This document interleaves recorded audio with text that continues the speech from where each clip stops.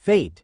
Souls and Singularities by Mundatorem chapter 80-82. By the bonfire. The true self Verndari slid back as the spear exploded against his shield. The detonation of blue light temporarily blinded them as they continued their momentum. Raising their arm, they brought the shield down into the ground to halt their movement and resume their posture. Their sword hand tightly clasped around the handle of their blade as the smoke started to dissipate. Scanning for movement, Verndari's helmet moved from side to side as it examined the cloud in front of them. Their opponent hadn't moved, otherwise they would have seen it by now. At the same time, carelessly slashing at nothing but smoke would end in naught but disaster if they missed. Adjusting their body, Verndari placed the shield in front of them and charged forwards. Breaking through the cloud of smoke, their eyes instantly locked onto the blur of movement coming in on their right. Their body swung down on reflex, steel sword slamming against the top of the spear and forcing it down into the ground. The cumbersome weapon seemed to follow the movement all too easily without a hint of resistance to it. The moment the spear buried itself into the ground at the base of his feet, Verndari understood what the problem was. It was getting rather difficult to fight against a weapon where the tip would explode upon contact with something. They braced themselves as the lance detonated at their feet, the impact sending them stumbling backwards as the lance recoiled the wielder back and into a running position. Gareth gave a sharp grin as she threw herself forwards. Verndari channeled magical energy through their person, instantly igniting their sword in electricity and swinging downwards at the lancer. The knight widened her eyes and jumped back as the electrified sword slashed into the ground and then released a wave of lighting towards her. Tensing her body, Gareth threw herself up and into the air before she tightened herself in like an arrow, placing the tip of her lance and shield in front of her as she jumped towards the shielder. Verndari grunted as they raised their shield upwards to face the attacker, the small girl colliding with his shield with more strength than he had been expecting from the rapid movement, although not enough to move them. Giving a grunt of exertion, Verndari pushed the shield over his head and flipped the lancer towards his back before they spun around. Gareth crashed into the dirt face first. However, as Verndari turned to face her, she followed the momentum of the throw into a forward roll and swiftly returned to her feet. Spinning herself around, she threw herself forwards as a blur of movement. Verndari had only just turned to face her before the girl slammed into his gut full force with her shield, bowling him over backwards and roughly onto the ground. Verndari made to get up before he found the tip of the lance pointed at their face. Their helmet hid away his expression of disappointment as they slumped slightly. "I yield," they muttered out, letting their head fall backwards against the simulated dirt. Gareth gave a small whoop before she placed her hands on her hips. "You almost had me that time with the last move," she cheered though, then winced. "Sorry, I never really used my speed in fight because I was riding Sif." "Do not apologize," Verndari sighed, climbing back to their feet. "It was my mistake in assuming you could not recover at the rate you did. I suppose I underestimated your speed and skill." "Well," Gareth hummed in response, placing her hand on her chin, "I am built for speed rather than brawling, so using movements which require speed on my part was poor planning," Verndari surmised as they crossed their arms and stared down at the young woman, then turned their head to the side and stared up with their left hand moving to scratch their helmet chin. "Also, that spear of yours is difficult." Gareth stared at them in surprise before their expression turned mischievous. "Ho." She let out an amused noise as she leaned forward slightly and stared up. "Are you perhaps a little jealous of my gun lance?" "Jealous?" Verndari released a small noise. "Nonsense. It is simply vexing to spar against someone whose weapon explodes every time they hit you with it," they dismissed with a wave of their hand. "It will simply take a little time to get used to." Gareth released another amused noise as she stared up at Verndari with a smug expression. "You're jealous." "I'm not. Come on, just admit it, I am not. Just say you're a little jealous." I bet you want a sword that explodes when it hits things. She mused, already pacing around the shielder with her smile only growing. Well, there is nothing wrong with a weapon that doesn't have some innate ability. Verndari huffed. Sir Rame was able to fight more than adequately with a sword in his hand. They then paused and frowned behind their helm. Unless, I have noticed that the sword the wolf thief uses is strangely similar in design. Likely a coincidence though. They dismissed the thought just as quickly. The point is that. Excuse me? An effeminate voice called out from the entrance of the simulator. The two knights turned towards the voice in question to find themselves staring at two individuals. One was dressed in teal-colored corset with a white undershirt with a thin rapier at their side and a wide-brimmed blue hat with a pink feather attached to the top. The person, Verndari couldn't tell if they were male or female, held blonde hair and tied up in a bun and ocean blue eyes. Their expression was schooled if slightly cordial as they greeted the duo. I apologize for interrupting. It is simply that Master Ritska said I should make an effort to greet the other servants present. Ah. Verndari turned his full attention onto the feminine individual. Indeed. You're a fresh recruit then. I am Esser Verndari of Drangalik, now Chaldea. I'm Sir Gareth, the Lancer introduced. I see. The individual smiled. I am pleased to be in the company of such a well-renowned knight then. I am. Dian. A whine echoed out from behind them. The person jolted in surprise as a second person joined them with a wide smile. You ran off so quickly that I had a real hard time following you. The second individual had long white hair and delicate pale skin. Wearing a short red sleeveless dress, with similarly matching gloves, thigh-high white tights and a large red bonnet. The woman paused and turned to stare at the two knights before her smile got wider. Ah. You were off introducing yourself.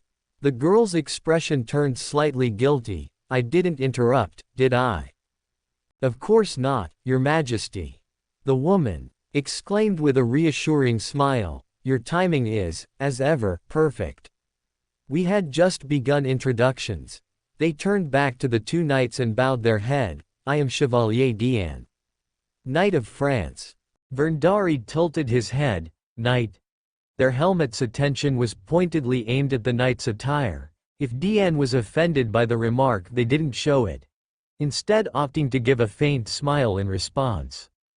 There are many ways in which one can serve their lord. Dian replied with a dutiful expression. I played to my strengths and decided that I would deal with the threats which did not always present themselves upon the battlefield. I see. Verndari nodded his head in understanding. A shadow agent of sorts? He guessed with a curious tone in his voice. You present yourself well for one who works outside of the attention of the courts. Dian is the best knight France has ever had. The woman exclaimed with a wide smile, earning a faint blush from the knight in question. The woman's expression shifted into a slight frown. I won't forgive you if you accuse her of being duplicitous. You misunderstand. Verndari raised their hand. I meant it as a compliment that they can retain some semblance of knightly code in regards to their work. Oh, the woman blinked. Never mind then. Her smile swiftly returned. Thank you for praising her. Why, Your Majesty? Dian coughed, trying to compose themselves. While your praise is welcome, I feel as though this current situation is most inappropriate. You have yet to introduce yourself. Oh, right. The woman hummed. How silly of me. She giggled, then suddenly straightened her posture before she performed a perfect curtsy.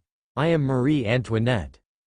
The name registered in the minds of Sirs Verndari and Gareth instantly. The two stared at her with naked surprise. Some surprise more visible than others.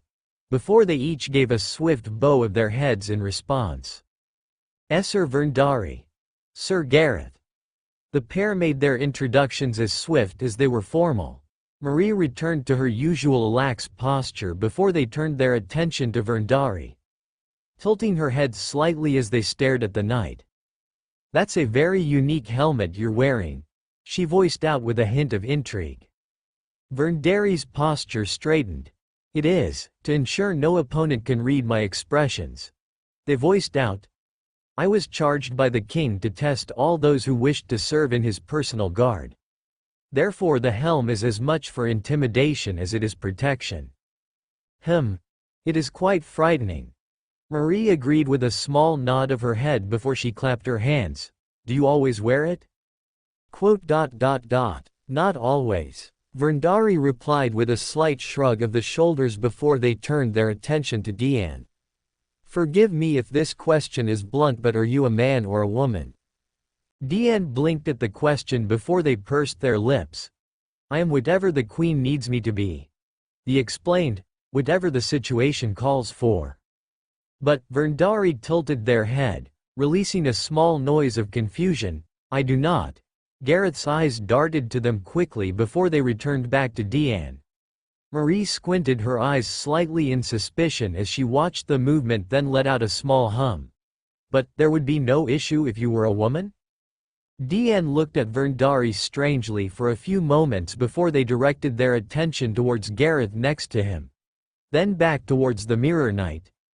I am a knight first and foremost. My gender at any given time is irrelevant to my duty. They replied, as you can see with Sir Gareth. They directed their attention at the Lancer. The matter of one's gender does not lessen code of chivalry. I see. Verndari muttered to himself, then looked down at the floor for a few moments before raising his head again. Are there any others that have been summoned? Just a Lancer. Marie revealed. He's a Spartan, so expect him to be a little eccentric if you meet him. I have never heard of Spartans before. Verndari replied, information from the throne is still vague at times. Oh, Marie gasped in understanding, your circumstances, right. Well, he'll probably introduce himself to you at some point anyway. She figured with a slight nod of her head, then looked to Diane for support, right? Most likely. Diane affirmed, considering the Spartan penchant for training and if it is as close to reality as it is to legend. Verndari hummed in response. Another figure who understood the importance of personal training was certainly something to be welcomed. Their expression quickly schooled itself behind their helmet. He was also aware of the strain that summoning servants had on the master. He would need to determine whether or not his liege was forcing themselves into an uncomfortable situation. Reinforcements were always welcome, but he would rather his liege did not jeopardize their own safety in procuring and maintaining them. He soon turned his attention to Diane. Gender did not lessen the code of chivalry. He had noticed an increasing number of women on the front lines as of late. It was unorthodox. Drangleic had a very rigid set of roles regarding gender and how one should stick to their own. Seeing more than one female knight was a rather strange thing. Verndari had always been aware of other kingdoms and their inclusive nature when it came to soldiers, but those had always been distant kingdoms. The culture of another kingdom is not the culture of Drangleic. Verndari briefly stared down at Gareth, noticing her staring up at him with a blank expression. Releasing a small sigh, Verndari straightened himself out. If you will excuse me, Your Highness, Sir Diane. He bowed to each of them respectively before slowly making their way towards the door. Marie watched them leave with a curious look on her face, her eyes still denoting a hint of suspicion before she turned her attention back to Gareth. The Lancer was staring at Verndari with a hint of concern before she noticed Marie's suspicious eyes and promptly schooled her own features. They seem nice. Marie absently commented, giving a warm smile, very much like a knight from an old tale, right Diane? They did seem very courteous to us. Diane agreed, then directed their attention to Gareth, and if they are of good standing with a knight of the Round Table, then we can at least be assured of his noble character. Marie tapped a single finger delicately against her chin. Yes, I do wonder what they look like without their helmet. Perhaps like Sir Archon. Diane cringed slightly. Your Majesty, please do not try and bully them into removing their helm. But Sir Archon was pretty though. Marie pouted. Did you feel how silky his hair was? No, your majesty. Diane replied with a strained voice, I did not. Marie noted out of the corner of her eye how Gareth had subtly looked away at the mention of removing the helm. She might have been an airhead at times, but when it came to matters of beauty and spirit she liked to think of herself as a pioneer. There was most certainly something afoot here. Verndari moved through the halls in the direction of his liege's room, then paused as they noted the teal gown of the dragonkin. He sighed as he approached. Lady Kiyohime. They announced themselves. Kiyohime paused in the hall, slowly turning around and facing Verndari. Her features gave off an aura of perfect serenity as she stared up at the much taller knight. Sir Verndari. She gave a light bow at him in greeting. How are you this fine day? I am well enough. Verndari admitted. I, in turn, hope that this day is similarly generous to you as well. Kiyohime's lip morphed into a gentle smile. That will depend on how much time I spend with Enshin-sama. Then our liege is in his room. Verndari nodded. I understand they have recently summoned yet more servant. He noted her expression swiftly collapsed into barely contained irritation. Yes, the rider is particularly troublesome. She muttered under her breath. I can smell a floozy as easily as I can sense the approach of a draconic bat. She frowned. I noted the way she gazed at Anshin-sama and clasped his hands. She is of the sort that are too easily led astray by the fluttering of the heart. Verndari remained silent, entirely unsure of how best he could answer that question. Especially considering that Lady Kiyohime's first act upon summoning herself to Chaldea was to declare herself his liege's wife and then occupy his room. Frankly, he was amazed by the patience and restraint of his liege in dealing with this rather erratic woman. Honestly, Kiyohime sighed. I sometimes wonder if Enshin-sama is too nice for his own good. Indeed. Verndari found himself nodding in agreement. I too wonder if my liege's heart is perhaps too vast and accepting of all who approach.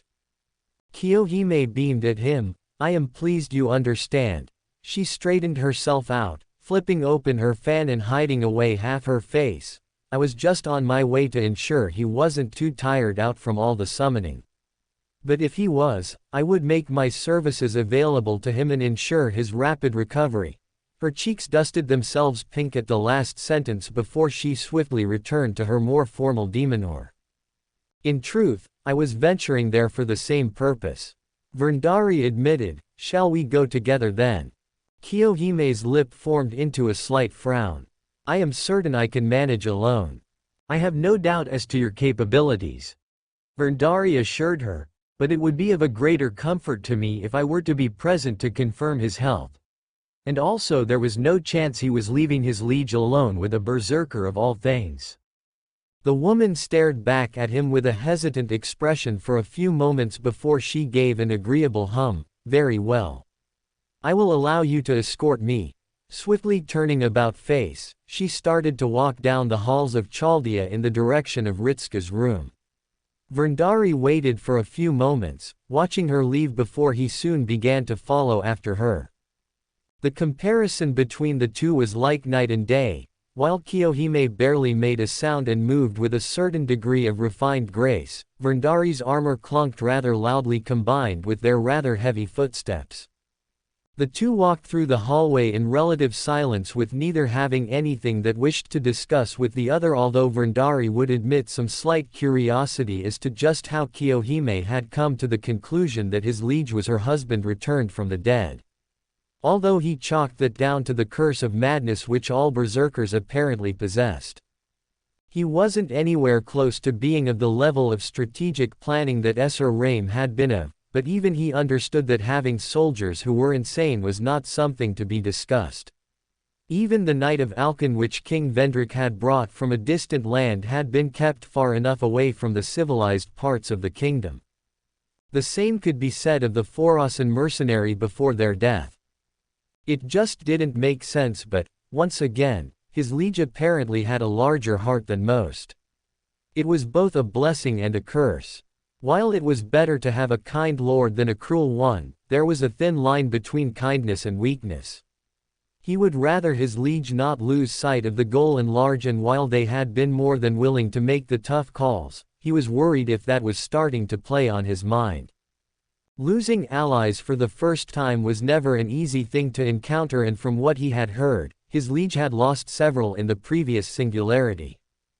His thoughts were interrupted as he realized they had arrived at Ritsuka's room. Verndari stood behind Kiyohime as she made to knock on the door, swiftly tapping it twice. Verndari's hearing picked up some muffled movement on the opposite side of the door before it soon opened up. Ritsuka stood there, blinking and rubbing his eyes as he stared at the two in front of him. Surprise briefly flashed through his eyes as he looked between the rather unorthodox pair in front of him. "Hey Kiyohime, Verndari." He nodded at the pair. "Is something wrong?" I wanted to make sure you weren't unwell, Anshin-sama," Kiyohime announced first, only just cutting off Verndari. Her expression turned slightly concerned. "You aren't unwell, are you?" "Just a little tired." Ritsuka reassured her with a smile. "Probably pushed myself with the summoning is all, and it's only been a couple days since we got back from the last singularity." He yawned, rubbing his eyes. "Romani said I could probably do with a nap." He chuckled. "Your healer speaks words of wisdom," Verndari remarked with a hint of affirmation. "I can tell you are already fatigued. For the time being, my liege, I would recommend you adhere to his advice." Ritsuka chuckled. "Probably right." He agreed, then shivered. "Although I'm already thinking of what Da Vinci and Pharaohs might do and worrying about it." "Pharaohs?" Verndari voiced out in surprise. "Pharaohs the vagabond." Ritsuka blinked. "You've heard of them. You would be hard-pressed to find one in Drangulik who had not." He replied, "At least in the twilight years of the kingdom when the undead curse had fully gripped it." Ritsuka cringed slightly. Pharaohs the vagabond was a rather well-known wandering inventor. All manner of contraptions can be attributed to their skills in crafting. While I myself never saw any of their works, I can attest that those who did held nothing but praises for them. So we've got another Da Vinci on our hands." Ritsuka gave a wry smile. "To be honest, I could tell the moment I saw her face." Her. Verndari tilted his head in obvious confusion, with his voice betraying as such. "Do you not mean he?" "No, definitely her." Ritsuka nodded back, sort of rounded face, brown eyes and fluffy light brown hair. "Oh," Kiyohime whispered out in a dangerous tone, "another female servant." Ritsuka looked at Kiyohime and sighed. "I don't think she had any interest in me." She and Da Vinci virtually disappeared off the moment they met each other. He frowned. "I think they've been making stuff to compete against each other with." "Well," Kiyohime's expression lightened slightly. "If it is another with an obsession with work, then I suppose I will allow it." Verndari briefly stared at the back of her head before returning his attention to Ritsuka. "As long as you have decided to rest, my liege." "Yeah," Ritsuka nodded. "I'll get some sleep. I can be there to comfort you, Anshin-sama," Kiyohime offered with an excited look on her face. "Just to ensure you get to sleep as swiftly and as pleasantly as possible. Sleep is just as important for maintaining good health as a well-balanced meal is." "It's sweet of you to offer, but, Kiyohime tilted her head in innocent confusion. "What is the matter?" "Lady Kiyohime," Verndari commented from behind her, "perhaps it would be best if you allowed him peace of mind for the evening. It has been a stressful day and he would also be concerned with ensuring you are comforted as well." "I would not mind. I realize that." Verndari nodded. "However, if he is concerned about your health, he would forget his own." He frowned behind his helm. "Besides, even though you have declared yourself his wife, strictly speaking that does not make it true." Kiyohime slowly turned to stare up at the shielder. Ritsuka's eyes widened as he glanced between the two with worry. The berserker's eyes gleamed with a hint of something behind them. "Excuse me." She whispered out, "Are you suggesting that I am a liar?" Verndari looked down unintimidated by the display. "No. I am suggesting that perhaps you have gotten ahead of yourself. Strictly speaking, you have skipped the usual ritual of courtship and, perhaps, neglected the feelings of your own appointed spouse. An unmarried couple within the same room is rather irregular." Kiyohime frowned for a few moments, then slowly nodded her head. "That is true." She admitted, "I have neglected Anshin-sama's feelings and we have not even had a wedding." She turned back to Ritsuka and bowed her head in apology. "Forgive me, Anshin-sama. I was simply too excited and completely overlooked your own feelings on the matter. I promise you that when we are wed, I will ensure to look after you every need." She swiftly turned away and walked down the hallway. "I wish you a good night, Anshin-sama." Verndari and Ritsuka watched her leave before the former looked down at the latter. "My liege, I would like to apologize for what I might have just done." "Don't feel bad about it." Ritsuka waved his hand in dismissal. "You were only trying to help. I should have spoken up about it first, to be honest." "Can I ask a question?" "Huh. Yeah, sure. Why do you keep her around?" Verndari asked in a quiet tone. "I mean no offense, but her behavior is somewhat domineering and she holds a strong dislike to any women who approach you. It is also my understanding that your time spent with her is less than a week in total, and yet she declares herself your wife. Romani thinks it's a part of her madness enhancement." Ritsuka explained, then sighed. "She sees me as her husband or something. But you are not. I know that, and you know that, but I don't think she does." He shook his head, "Which makes me feel a little ugly inside." "How so?" "She really hates liars." Ritsuka elaborated, "as in despises them, but at the same time, she thinks I'm someone I'm not, and I'm not certain that trying to explain it to her would work. I really want to bring it up, but it's just," he cradled his head, "how do you do that? How do I explain that I'm just not who she thinks I am without hurting her feelings?" Verndari remained silent for a few moments. "Her feelings are of concern to you." "Of course they are." Ritsuka replied immediately. "Sure, she might be a little eccentric, but she's not a bad girl. I don't want to see her get hurt over this, and I don't like lying either." The looking glass knight stared back at him before speaking in a quiet tone. "Is lying such a strong topic for you?" "Probably not as much for Kiyohime." Ritsuka joked. "But I do appreciate a more hurtful truth more than a well-intentioned lie." "A noble sentiment," Verndari remarked. "I am afraid my experience with women is not expansive, my liege," they went on, "but I am always willing to provide whatever aid you might need. As for Lady Kiyohime, I shall leave it up to your discretion. However, you did not explain as to why she remains." "Because she wanted to help." Ritsuka shrugged. "She followed me here and is offering to help us with everything that's going on. The way I see it, if she's really offering to help, then I can't just turn her away like that." He leaned against the doorframe. "The director might call me reckless, but it just wouldn't feel right if during a crisis where everyone is in danger I turned around and said, 'No, you can't help.'" "I see." Verndari muttered. "Would you truly accept all manner of aid? As long as they're offering, I would be willing to take it." Ritsuka smiled up. "Although I do have a slight preference, but like I said, I'm not really too great a judge on people. Some might abuse that character trait, my liege." "They might." Ritsuka agreed easily with a casual smile, "but that doesn't change my stance. I'm not that stupid, at least I don't think I am." He suddenly looked slightly unsure of himself. "Well, I like to think I'm not." He eventually decided on, "But I like to at least give people a chance, that's just how I am. And if someone were to abuse this trust."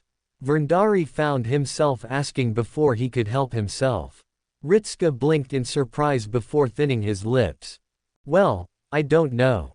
He admitted, "I suppose I'd have to see how I felt at the time." Verndari hummed in response, "Good night, my liege." Thanks. Good night to you as well. He waved to the shielder, also you can call me Ritska if you want. I believe I am comfortable with my current form of address. Verndari amusedly commented in response, turning their body away from Ritska and walking down the hall at a slow pace. The master watched the knight depart with a thoughtful expression before he hummed and leaned back into his room and closed the door behind him. Marie skipped into the cafeteria and looked around. It was already approaching the lights-out period of Chaldea, so she expected that most of the servants would be away and heading to bed. That is where Diane had gone. It was still rather jarring to her that there were so many servants gathered in one place. She could help but feel a little bit out of place. Despite being a queen, she wasn't exactly a fighter in any stretch of the imagination. However, she heard the call across the Grail and just couldn't resist.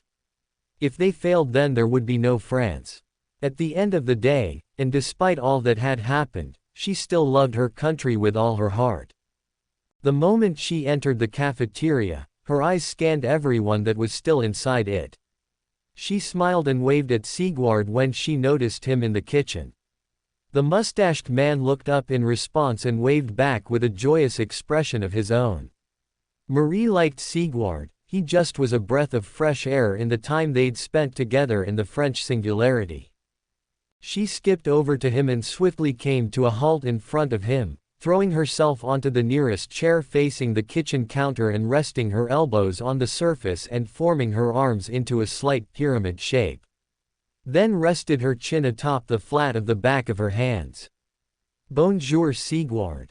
"Your Majesty," he began, only for Marie to pout in response. "Not you too," she whined with a saddened expression, "just call me Marie. Like if we're friends." HM. Sigurd released a low chuckle in response before he nodded his head. "Very well, Marie," he agreed, earning a smile from the queen, "so I suppose you are one of our latest arrivals." "I am." Marie nodded her head vigorously. "It's so exciting. Diane is here as well." She also added on, "You wouldn't have met them for that long, unfortunately." She frowned slightly. They were a bit out of sorts in the Singularity. "Ah." Sigurd nodded with an understanding expression. "The curse of madness then." He hummed. "Still, I am relieved to hear they have recovered then." He hastily added on, "I am always open to meeting new faces." He mused with a pleased smile. "You'll love them." Marie giggled. "Anyway," she trailed off, looking around and noticing scarce few other servants here. In fact, there were none here save Ash at the back of the room, sipping on a mug of something. "I'm surprised anyone is still here. I thought you'd be off to bed by now." "Oh, I will be there shortly." Sigurd waved his hand, moving about the kitchen to the sink. "I've just got a few more dishes to wash up." Archer wanted to help, but I insisted he take a few days off after that unfortunate business within the Singularity. As for Boudica, well, she is taking a few days off to heal up. He sighed. "We all need to take care of ourselves, even if we aren't exactly among the living anymore." The knight's lips quirked into a smile, although Julius has been more than pleased with the help he has been receiving. "I see." Marie nodded her head. "You look like you're having fun though." "Well, I won't deny that." Sigurd replied immediately with a wide smile. "It has been years since I last cooked." He frowned in thought. "I believe that last meal I cooked was for Yorm and Elwyn. Of those two were." He suddenly trailed off, his eyes dulled. "They were big eaters," he remarked quietly. His hand ceased cleaning the plate he was holding. Marie stared at Sigurd with a concerned expression at the sudden shift in his tone. "Sigurd," she voiced out, jolting the knight and returning his attention to her, "are you?" "Oh, don't worry about me." Sigurd responded quickly, "Just a little trip down memory lane is all." He chuckled despite himself. "Now then." He cleared his throat, turning back to Marie, "What can I help you with?" Marie looked hesitant to drop the subject, although she noted that Sigurd's eyes betrayed a clear unwillingness to continue the topic further. She decided to put a pin on that conversation for later, instead opting to go for what she had originally wanted to ask. What do you know about the, She frowned in thought. It was actually a little embarrassing for her stumble at this moment. He's dressed in silver armor. Ah, Esser Verndari. Sigurd rumbled with an understanding nod. I assume that is who you mean. Yes, Marie exclaimed with a wide smile, that's them. What do you know about them? She asked, tilting her head. There was just something a bit private about them. Private you say? Sigurd mumbled. He gave a long thoughtful hum as his brows furrowed slightly. Well, truthfully, they are rather open. Unless you mean private in the physical sense. He shrugged. I have never seen them without a helmet. Really? Marie blinked, not even to eat. I don't believe so, no. He responded with a sudden expression of surprise. Unless they did so when I was not present, I wonder. He looked over Marie's shoulder. Ash. He called out across the room. Marie followed his gaze towards the blonde servant. The young-looking man raised his head and stared in their direction. Yes. He called back. Have you ever seen Verndari without their helmet on? Sigurd asked. Ash blinked then frowned for a few moments before he shook his head. Really? How odd. Sigurd hummed in response, turning his attention back to Marie. That is rather odd, considering they spend much of their time here, but perhaps they just come for the company. He wondered with a smile. I suppose neither myself nor Ash come here for the food. Marie stared at him with a hint of confusion. Why not? Is the food bad? No, we just can't taste it. Sigurd remarked as he placed another clean cup in the cupboard. That aside, I did not know that Verndari was undead, but I suppose that is just another surprise. Marie held a thoughtful expression before she jumped off her seat. Well, thank you for your help. She bowed her head slightly. I'll go off to bed and I wish you a pleasant night. To you as well. Good night, Ash. She waved to the saber at the opposite end of the cafeteria. The saber gave a wave in response before he went back to staring at the table in silence. Marie paused in her movement and stared at him in a puzzling manner for a few moments before she turned to Sigurd with an unasked question. Ah, Ash can't sleep. Sigurd explained. He normally just wanders Chaldea at night and occasionally rests in a single spot.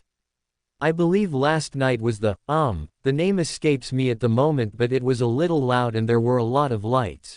He frowned. They sometimes send clothes there, although I don't know why. Perhaps I will ask Astolfo. He quietly hummed to himself as he went back to work in the kitchen. Marie sent the saber a final puzzled look before she shrugged her shoulders and skipped out of the room. She was already building up a little conclusion as to what was going on here. Clearly Verndari had some issue with how they looked. All she needed to do was let him know that while outer beauty was important, inner beauty was just as vital for a person, and there was no reason to be so private. She'd try and make them feel welcome. She was sure it wasn't as bad as they were thinking of. Verndari had felt eyes on him for much of the day. It hadn't been intrusive, but it was rather jarring. As if he were under the eyes of a hunter or some such comparison. His head turned from left to right as he scanned the hallways in order to see if he could find the individual currently staring at him.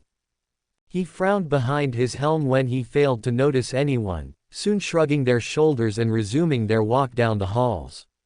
He had heard about the new Lancer currently putting his liege through the new training system. While Verndari would have preferred to have been consulted first, it was still early morning, so there was enough time to hash out the details in regards to whose training was superior. As the knight moved through the halls, a door to one of the supply cupboards slowly opened up behind him. A pair of heads emerged from the room and fixed themselves upon the knight's retreating back. Marie gave a suspicious hum as she watched him leave before she looked down at the other person. Well, Your Majesty. Deanne frowned. Is this really appropriate? They asked, turning their head up to stare at the queen. Marie gave the knight a nod of the head. Of course. Marie replied with a smile. we're fighting to revitalize a heart. We are. Deanne blinked. I did not realize there was an issue with Sir Vendari. Don't worry, Deanne. Marie patted the knight on the head. It's one of those things that's very difficult for someone not as in tune with the human heart like myself to understand. Like with Archon, we'll unveil the inner beauty. Deanne wasn't sure how they were supposed to point out that Marie had virtually wrestled the helmet off the poor knight. They had barely caught a glimpse of his face before he had retrieved the helmet back. Although he had been somewhat handsome with very silky white hair, they weren't sure why Archon would hide away that face, although apparently it had been an unfortunate prank. Deanne wasn't sure what relevance that had on the current situation though. Are you certain this is? Deanne searched for the right word for a few moments before they replied, appropriate. What do you mean? Marie stared down at them with a perfectly innocent expression of confusion. Deanne struggled mentally when Marie gave them a face like a lost pet. It was objectively cute and made it very difficult to tell her whatever issue there might actually be with it. Perhaps they enjoy their privacy. Deanne decided on, offering with a small shrug, they might simply be a private person. I'm sure it's fine. Marie waved her hand, then looked back to see Vendari disappear around the corner. They're getting away. Come Deanne, she exclaimed quietly, then took off in a ski to follow after them. Deanne gave a gentle sigh before composing themselves and following after Marie. At the very least they could run damage control. Marie decided that Vendari was a very stoic person. They behaved very much like the stereotypical type of knight. They trained and, actually, she hadn't seen him do anything else for most of the day.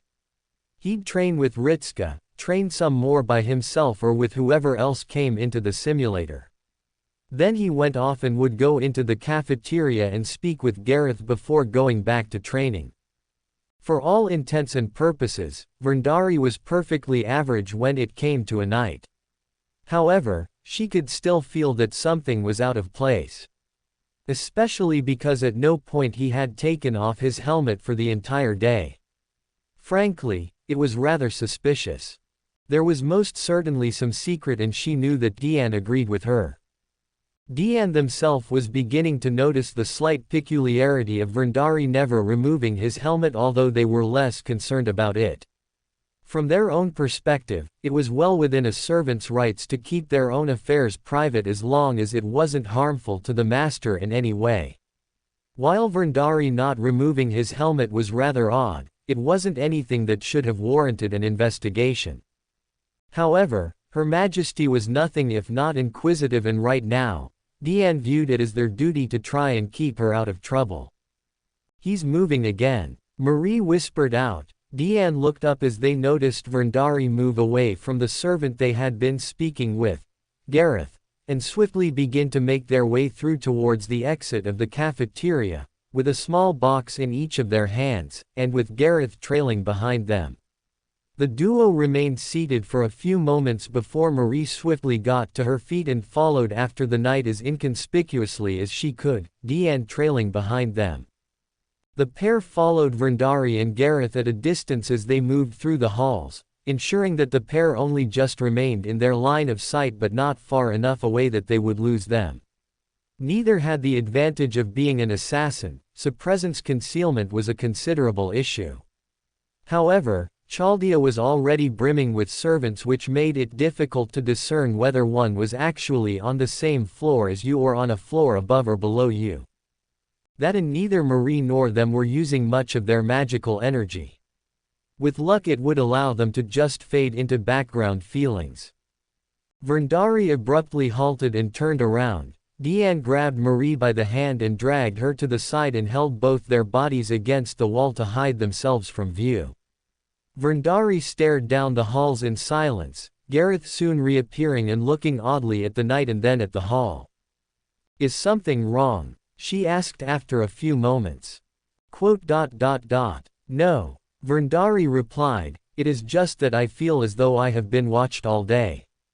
Perhaps it is just my imagination, however," they reasoned, turning back to Gareth. Come on then.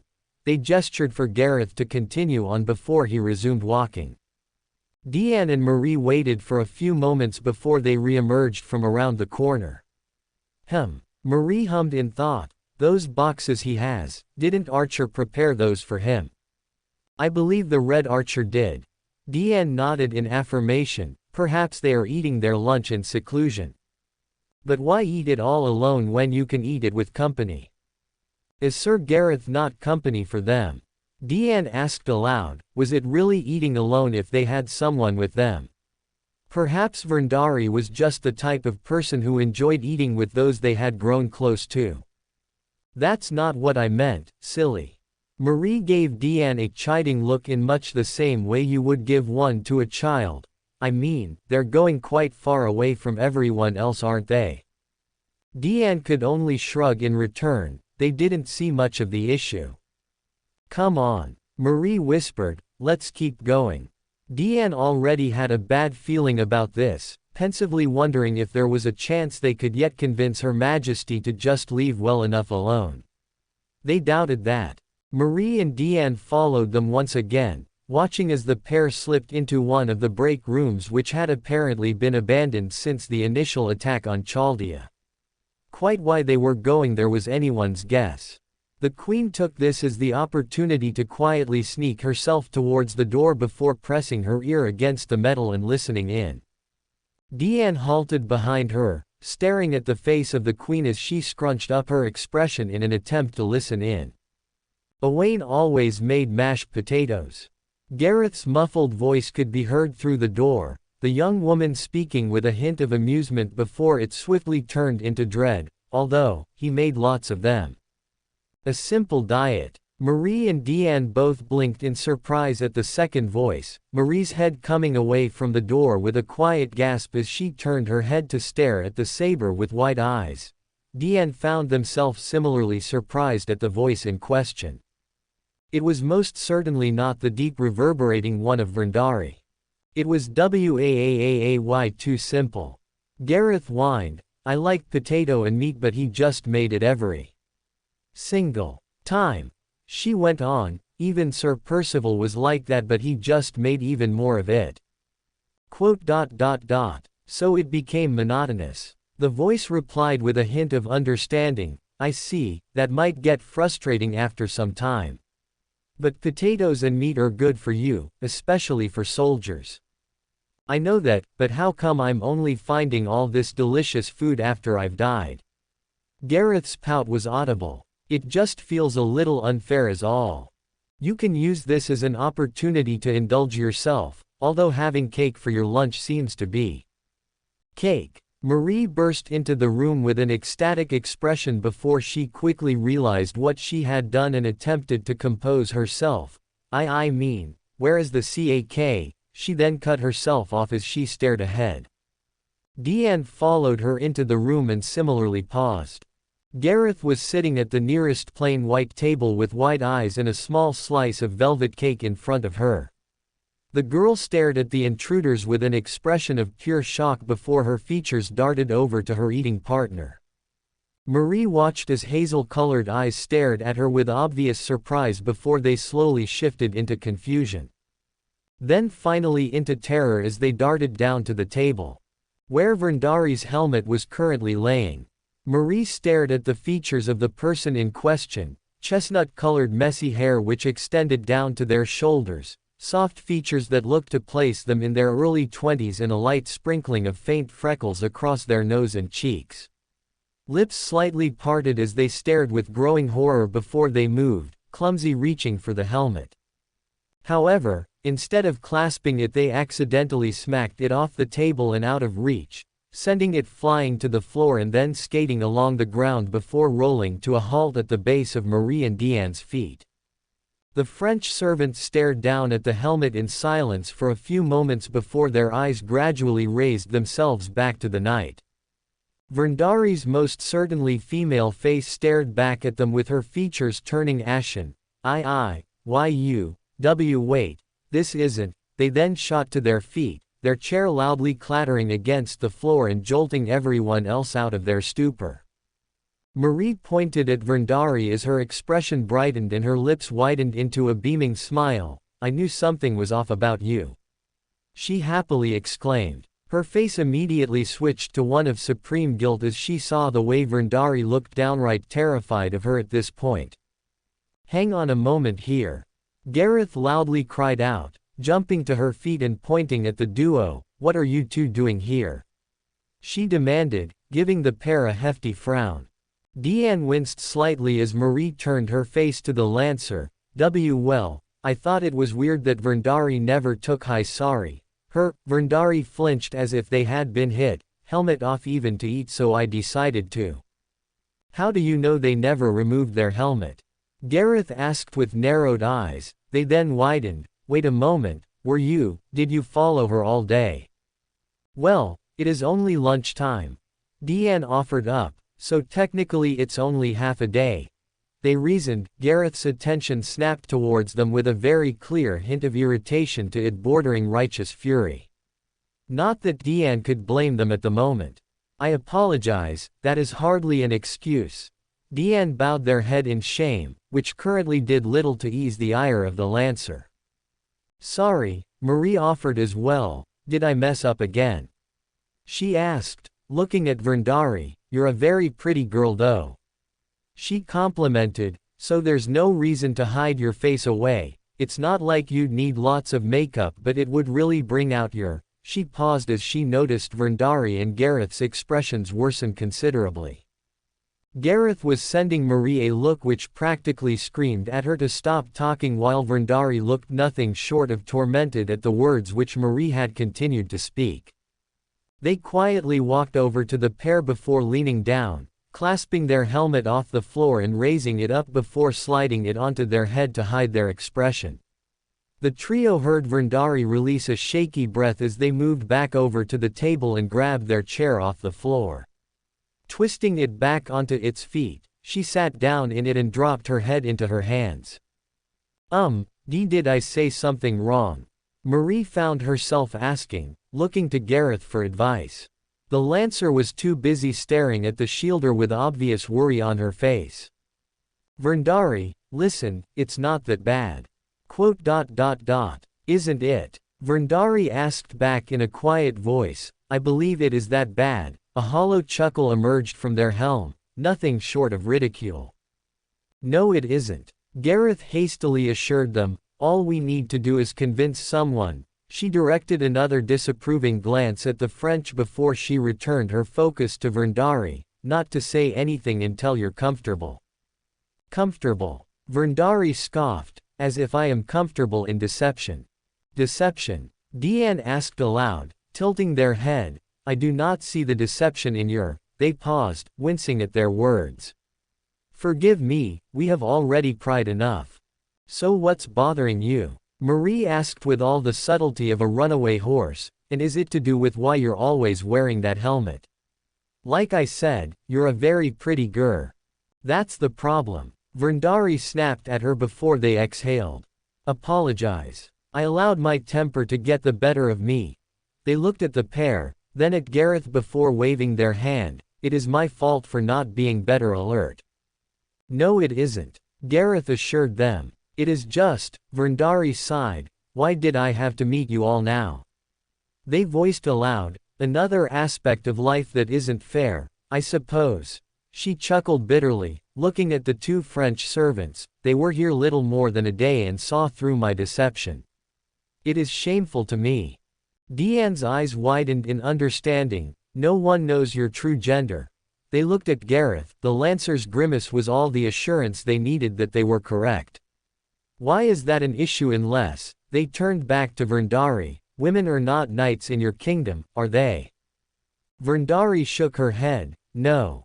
We had strict responsibilities for each gender. They shrugged. I just inherited more of my father than my mother. They gestured to their body, my mother's looks and my father's strength. So you disguised yourself. I lied. Verndari scoffed, rubbing their hands together. The oath of a knight to be truthful, and I lied the moment I took it. I just thought if I could ignore my obstacle and fulfill my duty to the best of my ability, then I could live with it, and I could. Verndari admitted, I could live with it, but I always felt that idle burning of shame whenever I was congratulated or when I would see another woman in court. Deanne looked at Gareth and then back at Verndari. I am sorry for. Verndari waved her hand, do not apologize further. They sighed, it was not as if the secret was kept hidden. The king's brother knew of my true self. She gestured at her armor, they actually aided in my commission. It was at their recommendation that I became a squire under Esser Rame and eventually received my shield as a gift from him. I never had the strength to ask why though. Marie remained silent before giving Verndari a gentle smile. Perhaps they saw that deep down, you were a most chivalrous knight. Verndari shrugged. I doubt the king's brother knew much of chivalry. They responded quickly, they were exiled for experimenting on the subjects in gruesome fashions that even King Vendrick could not overlook. Deanne grimaced, good heavens. Verndari nodded in agreement. I wasn't ignorant to other cultures allowing female warriors, but it just was not the way of Drangleic. Ah, Marie cooed, tilting her head, I think it's sweet. It's still shameful. Verndari scoffed, rubbing her hands together, I have lied yet again, my lieges of the belief I am male when in actuality, they trailed off, but I know they would not treat me differently because of my gender considering Squire Kyrilight and Sir Gareth, but, to admit I had deceived him because I feared he might have thought less of me as a woman now would be to insult his honor. He's definitely not like that. Gareth pat Verndari on the shoulder, but I won't force you, it's why it's best 3 out of 5. Verndari, despite herself, gave a snort of amusement, you shouldn't feel pressured to protect me. Good thing I'm not then. Gareth smiled, crossing her arms in front of her, just a knight looking out for another knight. I will keep this secret. Deanne spoke up, staring into the eye holes on Verndari's helmet. While I have behaved disgracefully, I assure you that I will not soil your honor further than I have. As long as you wish this secret kept, I will reveal to no one what I have seen here today. I won't tell anyone either. Marie followed cheerfully, I just wanted to see if you were self-conscious about your looks. Her expression turned guilty, I'm really sorry about making you uncomfortable. She looked down shamefully. And it's my second day here too, spying and sneaking around to uncover secrets isn't any way for a queen to behave. You should not. I am going to apologize to you and that's that. Marie gave the knight a faint smile, that is a queen's word. Verndari stared at the two in silence before she slowly nodded her head, for your discretion, I cannot thank you enough. Although in truth, I am still affronted at being spied on. The pair flinched. I will overlook it in response to your words. She rose to her feet. Until I am willing to reveal myself, I will place my trust in you. The French pair nodded in affirmation. All right. Gareth clapped. Simulator time. The French pair suddenly paused and stared at the Lancer. Marie blinked. What? She might overlook it. Gareth nodded to Verndari before frowning, but I'm still a little frustrated. Also, I would like to review your combat capacity. It might go against my vows to hit a lady, but as of right now we are both servants. She gave a beatific smile. I won't try to hurt you so badly, however your grace Marie. Deanne looked at Verndari, and yourself. I find myself intrigued at the skill you might possess. She admitted with a shrug of her shoulders. But I assure you, it isn't personal in the slightest. Deanne gave them a raised eyebrow and a faint smile, of course not. Still, who am I to refuse a challenge from a knight? Verndari smiled behind her helmet. They would reveal themselves one day. But it certainly wasn't today. And, yep, Verndari is a girl. Also as a comment for pharaohs in the last chapter. Yes, I know that they are referred to as a man in the lore. King Arthur and Francis Drake are also men in history. This is fate logic now, I can bullshit my way through genders like you wouldn't believe. But it won't be towards characters who are well-established men. I'm not going way out there. Welcome to Fanfic Audiobook, your go-to place for immersive audiobooks. If you enjoy the content, don't forget to like the video and subscribe to our channel for more amazing stories. By the bonfire, curse of creativity. Where did they take all the cloves? Astolfo gulped down another bite of his breakfast as he stared at Sigurd with a puzzled expression for a moment. The knight nodded his head in response. They take them to get washed. They have servants here. Sigurd blinked in surprise, then turned around to look at Archer. Did you know of that? Archer didn't even look away from the pan of food he was frying while he replied, they take them to the room with all the washing machines. He elaborated further on Astolfo's point, it's nothing special. Sigurd looked at him for a few moments more, then turned back to Astolfo and leaned in closer to him, dropping his voice into a low whisper, what's a washing machine? Astolfo remained silent for a few moments. There were many ways he could reply to this particular statement. Had he been more reasonable, he would have simply explained the entire idea of a washing machine properly to Sigurd as a contraption which cleans clothes. However, his sense of reason had long since evaporated and he was left only with a single desire to act on impulse. As such, he decided to say the first thing that came into his head. It's a metal prison where tiny fairies are forced to clean clothes forever, he blurted out in an equally quiet voice. Sigurd's expression froze, the knight stared back into Astolfo's eyes in a searching manner. The pink-haired rider looked back at him with an expression of resolution, the two falling into dead silence as they stared back at each other for a few moments before Sigurd leaned back, his lips pursing. I see, he muttered quietly, then looked left and right before leaning in again. And, where is this room with the washing machines?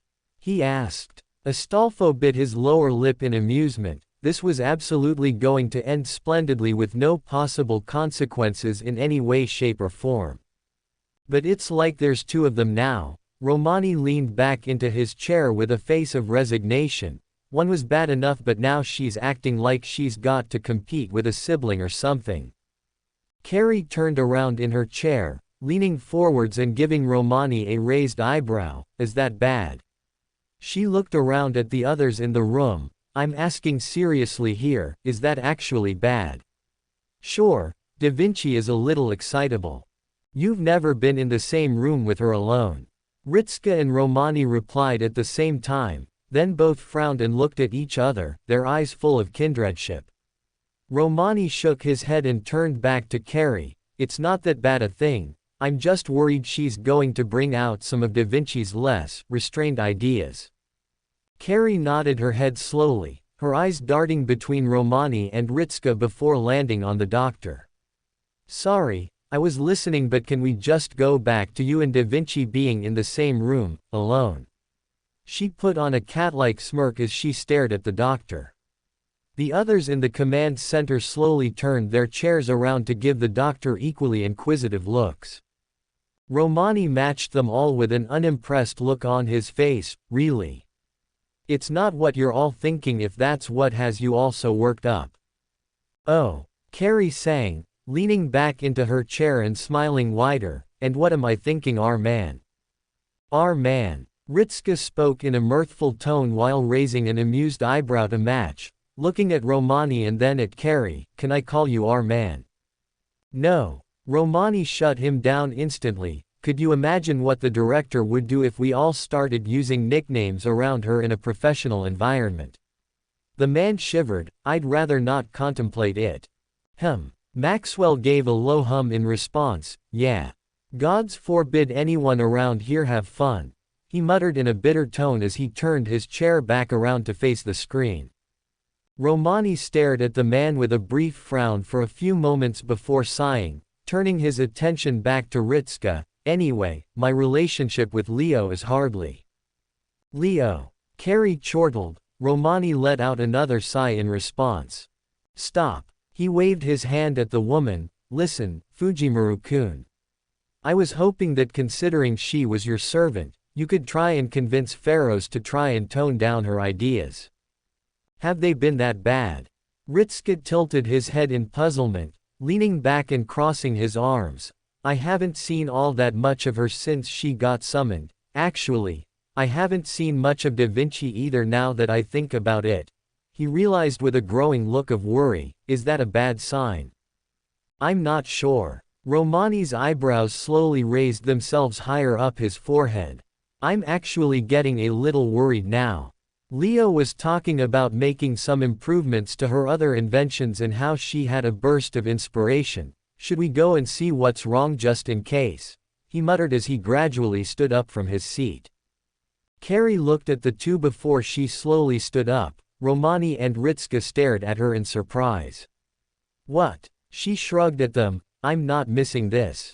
All right then. Romani pointed at Maxwell and Munier. We'll be back soon. If the director comes in while we're not here, tell her we're just following up on something. I'll be sure to inform her. Maxwell curtly replied as he continued to examine his monitor. Munier watched the man with a hint of a frown before he nodded towards the pair. We'll inform her. Munier reassured them as the trio swiftly made their way out of the command room. The Frenchman watched the trio leave before he turned his chair towards Maxwell. You're getting frustrated again. Maxwell sighed. I know, I just don't like dealing with the director, I know. Munier nodded his head, then offered a faint smile. She's changed a little. Little. Maxwell pointed out, turning his chair towards the man. That's the key word. She's still. He let out a low growl and spun his chair to face the monitor again. Much too demanding and much too inexperienced in this sort of thing. I know none of us were exactly ready for it, but we're running with a skeleton crew and she just expects excellence to just flow from our fingertips. It's not like we can afford mistakes though. Munier responded. There was that festival for the moon a couple weeks ago. He pointed out, could you imagine her doing that before? Maxwell grunted in response. No. Doesn't change much though. Munier let out a quiet sigh as he leaned back into his chair. Despite how Maxwell did have a slight point about the director. She wasn't exactly trained for leadership and it showed. Whatever minor improvements she made in her personality didn't change the simple fact that she just wasn't suited for her role. She wasn't like Marisberry or like Wodheim who had been trained to take up the mantle of commanding a place like this. She wasn't calm under pressure and she just seemed to expect excellence from anything. Maybe she would improve or maybe she wouldn't. It was an instance of only time being able to tell. The problem was that they didn't have a lot of that. The three walked through the hallway in relative silence as they approached the elevator, Carrie humming to herself as she walked beside Romani and Ritska. She actually liked the two of them. Romani because he was the type of lazy idiot that was just a breath of fresh air around a place like Chaldea. Especially considering most magi didn't give her the time of day as one of the civilian staff members. And Ritska was another civilian they had brought in. So they had that in common. Actually, she didn't think they had spoken all that much beyond passing comments while he was on a mission. Hey, if when we get to Da Vinci's workshop and something is on fire, what's the proper course of action?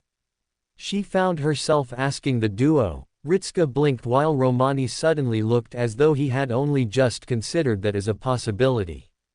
The man swiftly paling while the master hummed. Do we have any fire extinguishers? He asked, looking at the doctor. Romani quickly jolted himself back into the present and shrugged. I know we have some fire extinguishers knocking around, but to be honest, I'm not that informed as to the safety layout of Chaldea. He admitted with a moderately embarrassed look. Carrie stared at him with an incredulous expression. Aren't you supposed to be a doctor or something? Well, yeah, I'm here for when the accidents occur so I can heal someone. He replied while scratching his cheek. If you're asking about accident prevention, that would have been Raina Boise's responsibility and she was. He trailed off meaningfully. Carrie grimaced in response. Another of those who had been in the command room at the time of the explosion. Sorry though. No, it's fine. Carrie sniffed. Just stick to your lane, our man. Quote. Please stop calling me that. Romani insisted with an almost pathetic whine, earning snorts of amusement from Ritska and Carrie at the man's response. The latter quietly chuckled to herself for a few more moments before the trio came to a halt in front of the elevator. Romani leaned forwards and pressed the call button before joining the other two again. I wonder if Leo is going to be mad that we're approaching her like this. Hey! Carrie gave a short bark of laughter and elbowed Ritska lightly. Guess someone is afraid of the missus. You can laugh all you want, but you'll both be on her radar if we interrupt her in the middle of something. Romani pointed out with a wry smile, quickly snuffing out the amused looks on the pair's faces. He then paused and put on a thoughtful face. Actually, did Ash ever say what she had him doing after he ripped her door apart? Ritska opened his mouth to reply before he closed it again, the boy blinking several times. He actually hadn't heard what Da Vinci had him doing. Neither of them spoke of it and he'd never asked about it. Now he was actually a little worried considering how Ash had reacted at the mention of visiting Da Vinci when he put that hole in the wall in the gym. Do you think she's bullying the other servants? Ritska found himself asking aloud. Romani sent him an incredulous expression for a few moments before he let out a light chuckle and waved his hand.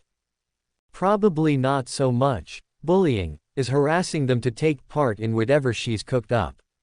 The man reasoned, she might be a little weird. Carrie helpfully added, the woman taking a single step forwards as the elevator doors opened up, the other two following her in. And a bit on the impulsive side. Quote. You said it, not me. Romani muttered to himself, pressing the floor button and watching the doors close. But yes, she might be a little like all that, but she does mean well. She's probably 80% of the reason Chaldea is still running right now. She'd probably say that number is too low. Ritska commented, giving Romani a knowing look. I'll say she would say it's more in the 90% region.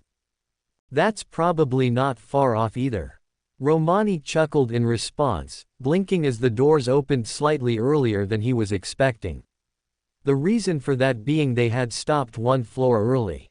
The metal doors whined as they pulled themselves open, Sigurd on the other side of them with an unusually serious expression as he walked into the elevator with the other three.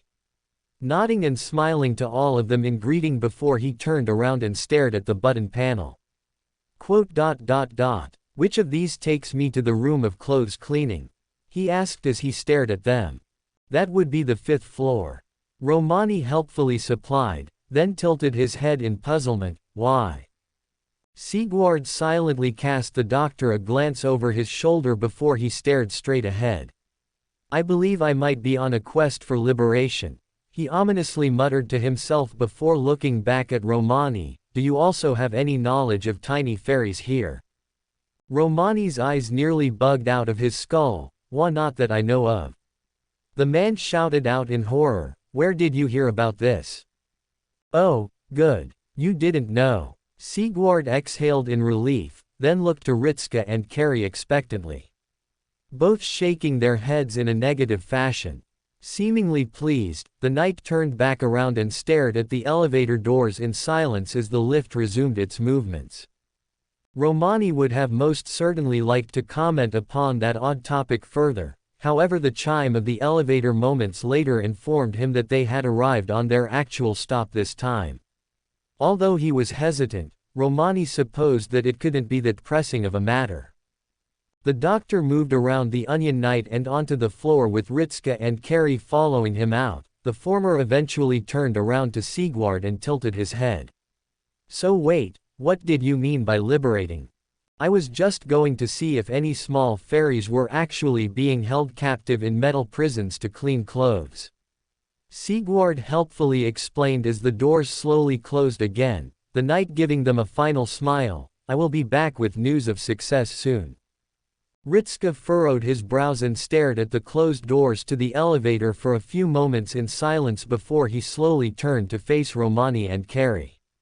the two sporting equally uncomprehending expressions before the latter shrugged her shoulders.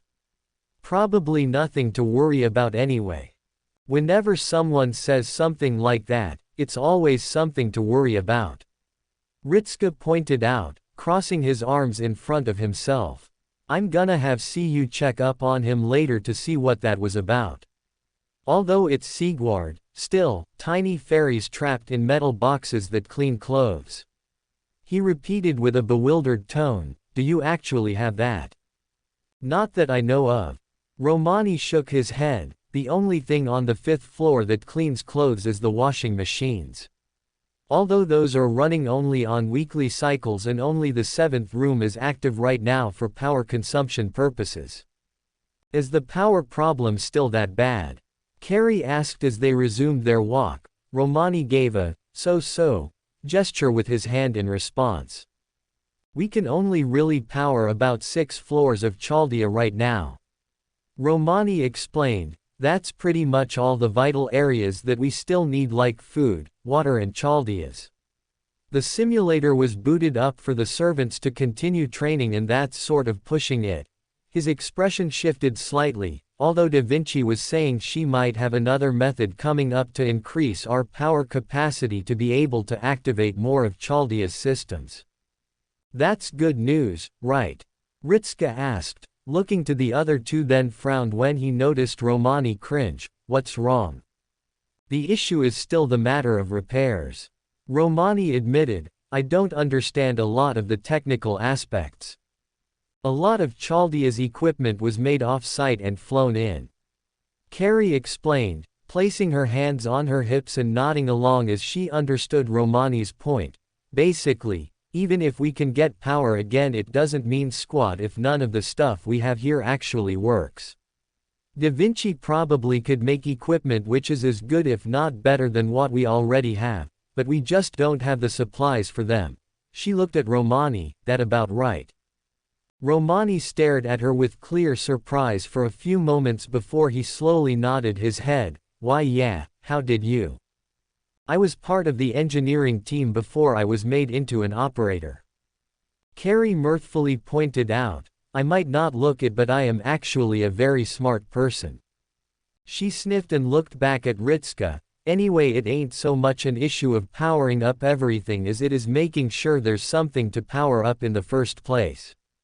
We can do the floors we can because that's pretty much all we can reliably repair. Try to go beyond this and, well, some of the wiring and whatnot might not be as good and you probably don't want to be in a corridor when life support turns off.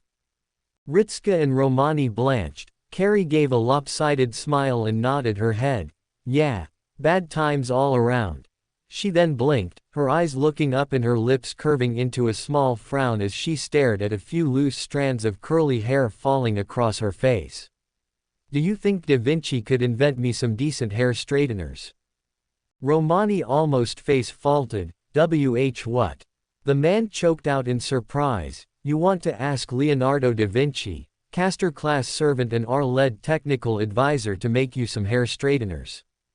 Well, yeah. Carrie shrugged. I mean, they'd be good, wouldn't they?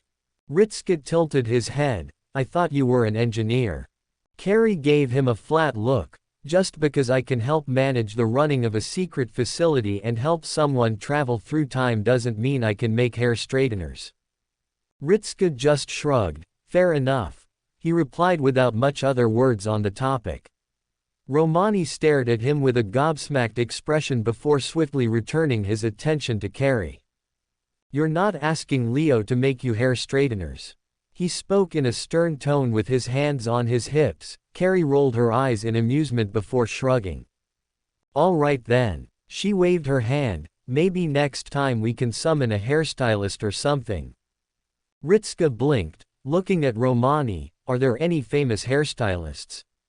He found himself asking. The doctor gave him a surprised look before shrugging his shoulders in response. The door to the room gradually opened up. Sigward stared at the rows of white metallic cubes, all of which held a circular glass window on the front of them with buttons layering their front. The knight frowned as he walked into the room, looking at each of them with a studious expression. This was certainly not what he had been expecting to see. The man moved through the room with purpose, drawn towards the low rumbling sound at the far end from one of the metal cubes. He could see a faint flashing green light emanating from the front of the strange contraption, hidden behind a black glassy surface. Sigurd frowned as he approached. He had only ever seen such flashing lights from bugs near the swamps during the night on his journeys. Were they trapping insects in these strange devices too? Unless. He recalled what Astolfo had to say on ferries. Those things. Oh, they're normally just little floating orbs of light that make little high-pitched noises. I mean, that's how the stories normally go and all that. Actually, they are much weirder than those stories mention. More often than not you'll find they're taller than me. Actually I heard that goblins are a type of fairy, so that might actually be different from what I know, unless they're a different type of fairy. The boy liked to rant on at times, but he meant well. Sigurd slowed to a halt as he stared down at the metal box in front of him, squinting his eyes at the reflective surface. He could make out words being shown back at him. Spin, cycle, he muttered to himself in confusion, tilting his head. What manner of cycle had they trapped these poor glowing creatures in? His eyes danced across the surface as the numbers continued to count downwards. Their cycle was coming to a halt. What would happen when it reached zero? He slowly looked around at all the other metal boxes in the room. Their lights were empty with no words upon them. No trace of light indicating there was anything there. Sigurd's eyes widened as he turned back to the box. These poor fairies were stuck in a cycle and were about to be sent into the Dark Age. Fret not, my small friends. Sigurd boomed out, cocking his fist back. I, Sigurd of Katarina, shall free you from your cursed fate. I'm just saying that if you can summon someone like Da Vinci, I don't see why you couldn't summon Franz Stroher or something. Carrie continued on. I mean, that's pretty famous, right? Romani looked at her with a confused expression, a look which Ritska copied almost perfectly, earning a roll of the eyes from the engineer. Really? She huffed. The founder of the Wella Company. They're a German hair care company. I don't think that's in the same sort of group as the likes of Da Vinci. Ritska replied with a dubious look on his face. I thought they were supposed to leave their mark on history or something like that. Are you saying this German company that specializes in hair products hasn't left their mark on history? Carrie retorted with narrowed eyes at the pair before she let out a disappointed sigh. Actually, now that I say it aloud, you're probably right. What would their noble phantasm even be? Shampoo-based. Ritska snorted. Actually, I'd like to see that purely for the entertainment value alone. He then sighed, although I think the director would disagree. Carrie released a sigh. Yeah, you're probably right, she replied in a crestfallen tone of voice as the trio finally approached the door to Da Vinci's workshop. The brunette came to a halt in front of the door before looking over her shoulder at the pair behind her. So who's knocking? Neither of them replied to her. Seriously. She sweat dropped. It's not gonna blow up. Then you knock. Ritska gestured to the door. Carrie gave him a flat look. Fine, I will. She let out a huff as she turned to the door, reaching towards it before her hand stopped barely an inch from touching the metal. I mean, it's not like she's rigged the door or anything, right? No, of course not. Ritska and Romani replied at the same time with equally reassuring voices. The only issue was that neither of them was willing to knock on the door. Meaning the support fell flat on its face. Yeah, that would be silly. Carrie mirthfully chuckled, gradually reaching closer to the door before she retracted her hand, spun around to face the duo.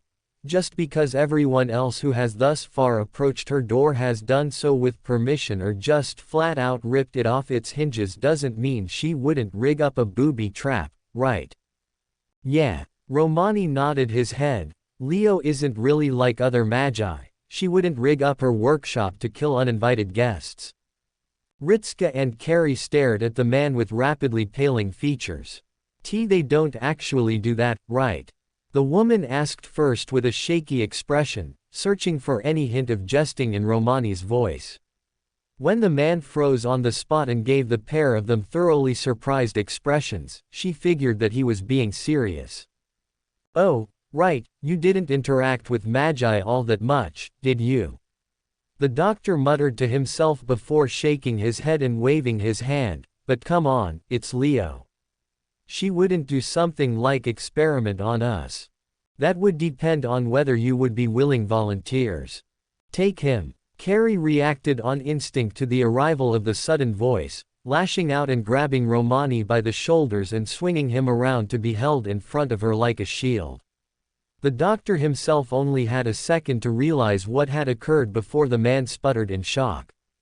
"What? PFF'd?" Da Vinci snickered at the three before slowly shaking her head, moving past them before giving Romani a side-eyed look.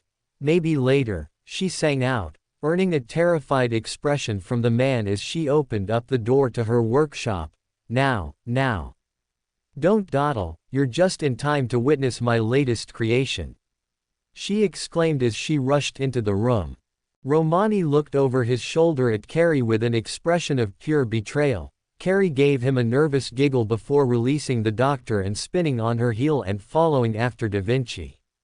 The doctor stared at her retreating form for a few moments before he straightened out his messy coat and turned to Ritska. "You wouldn't offer me up as a shield, would you?"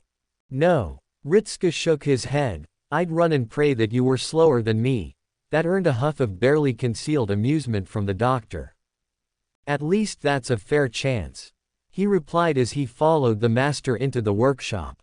The three entered the rather spacious and jarring tonal shift of the room with a slight hesitancy about them due to the relative excitement of the caster in question. The three came to a stop as they stared at the table in the center of the room, staring down at the object in question with equally blank looks before they turned their attention towards Da Vinci. The woman gazed back at them with an ecstatic smile. "Don't all praise it at once," she exclaimed, resting her hands on the table. "Come on, let me hear your lavish praises." "So what does it do?" Ritska found himself asking first, looking towards the genius with a raised eyebrow. Da Vinci blinked then nodded her head.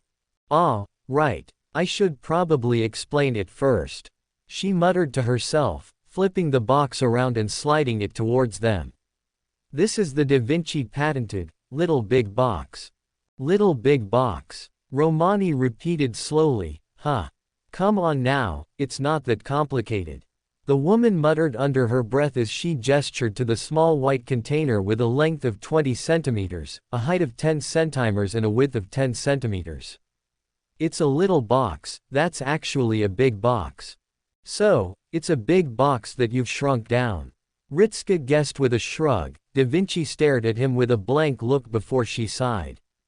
"When you put it like that it doesn't sound so impressive, but yes." She gestured to it. "Ash's bottomless box actually gave me the idea, although it isn't nearly as good so far. The inner volume of the box is basically double the volume of the box if it were the dimensions of what it appears to be."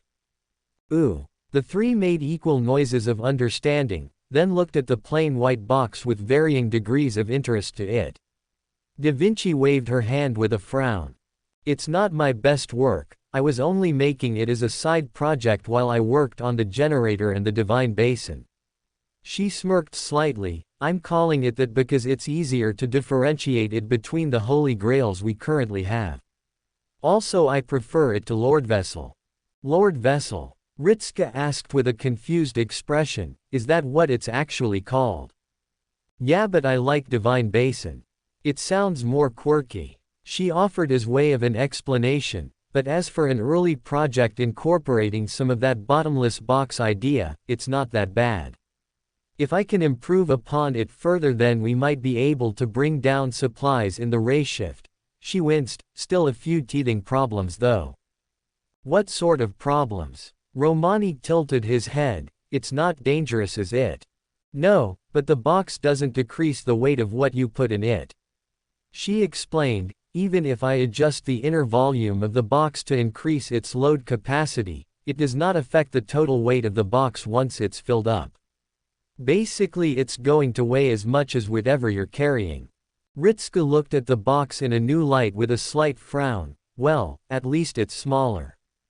It's only a prototype, so it's not meant to be perfect. She turned her eyes to the door and quirked her lips slightly. I was wondering when she would arrive.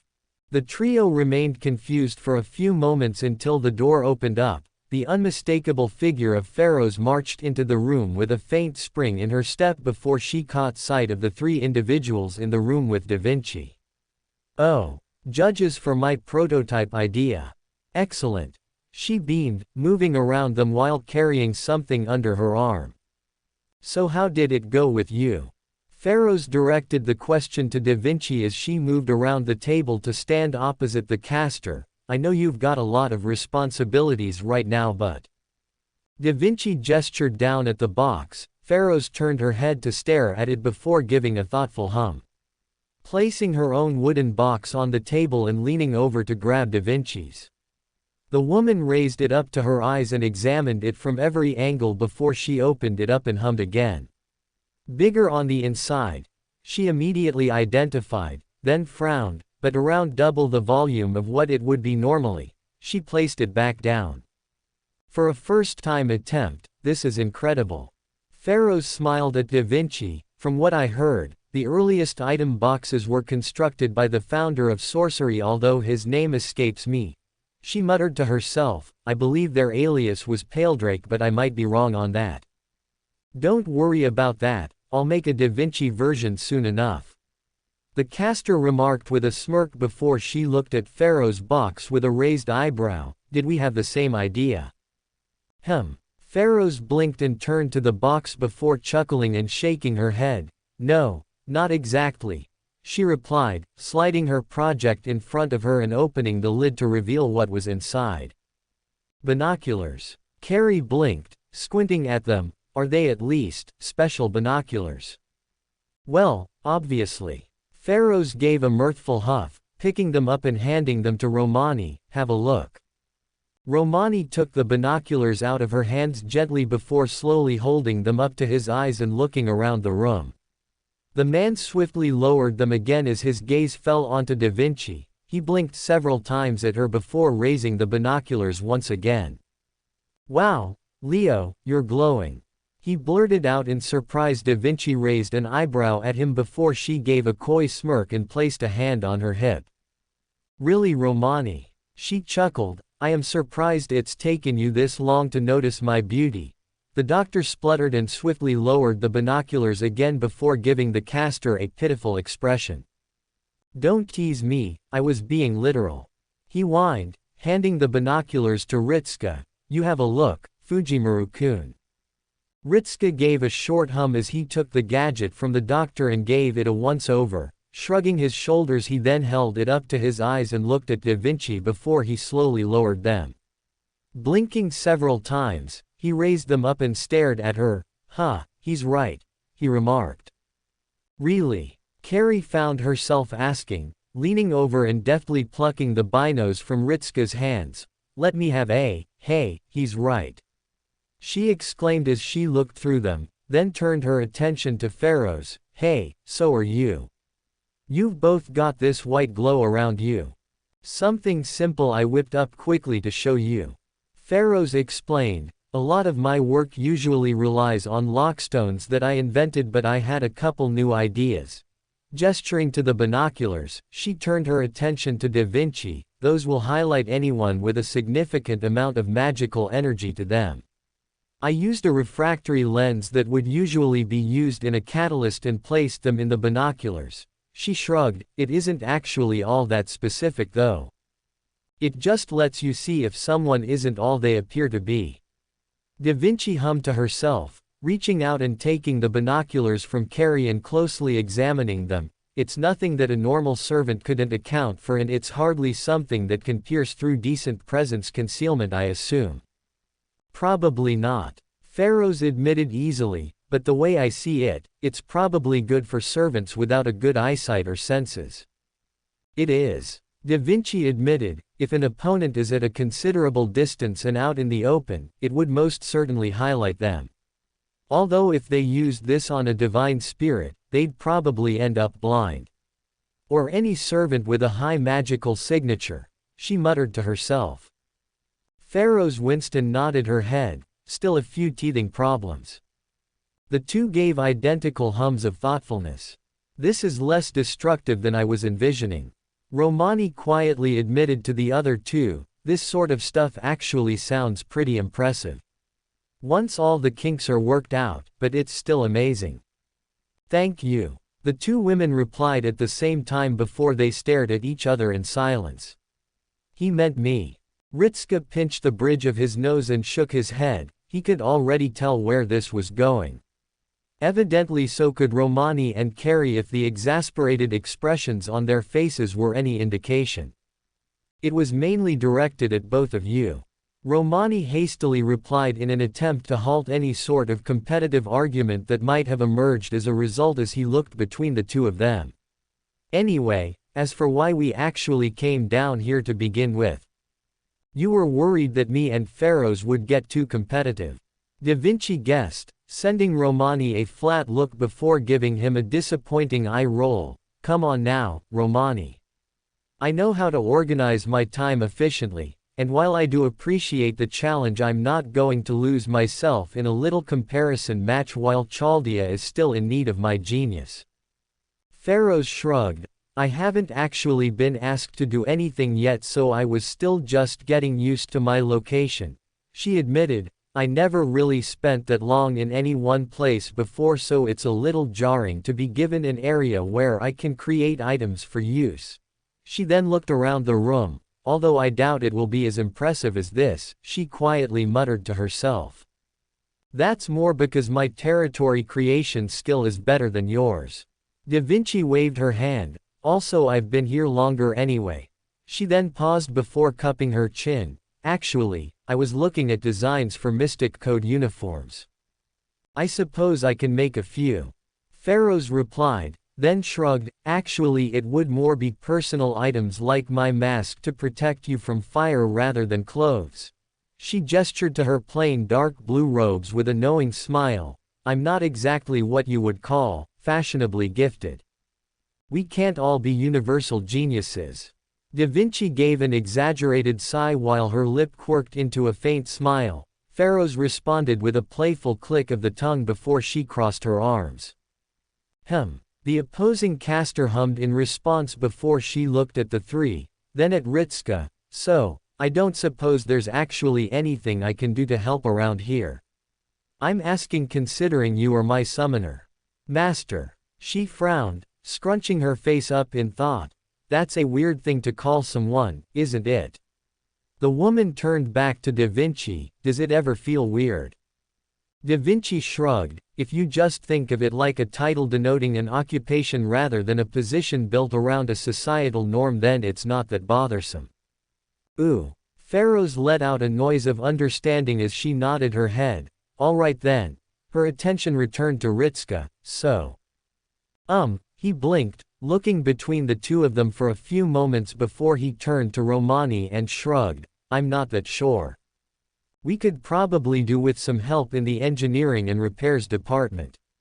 Romani offered up, then gestured to Da Vinci. Leo could probably do with some help, right? Da Vinci gave Romani a look of faux hurt. Are you saying my genius isn't good enough for you? She asked, placing her hand over her heart and recoiling as if wounded. Romani froze for a few moments and went to speak again before the woman waved her hand and cut off whatever he was going to say. I'm joking. Another caster servant who knows their way around inventions is definitely something we need right now. It means I have more time to myself. Romani blinked at her. So you just want someone else to do the work for you? Not all of it. She replied instantly, but I'd like some help from someone who knows what I'm talking about.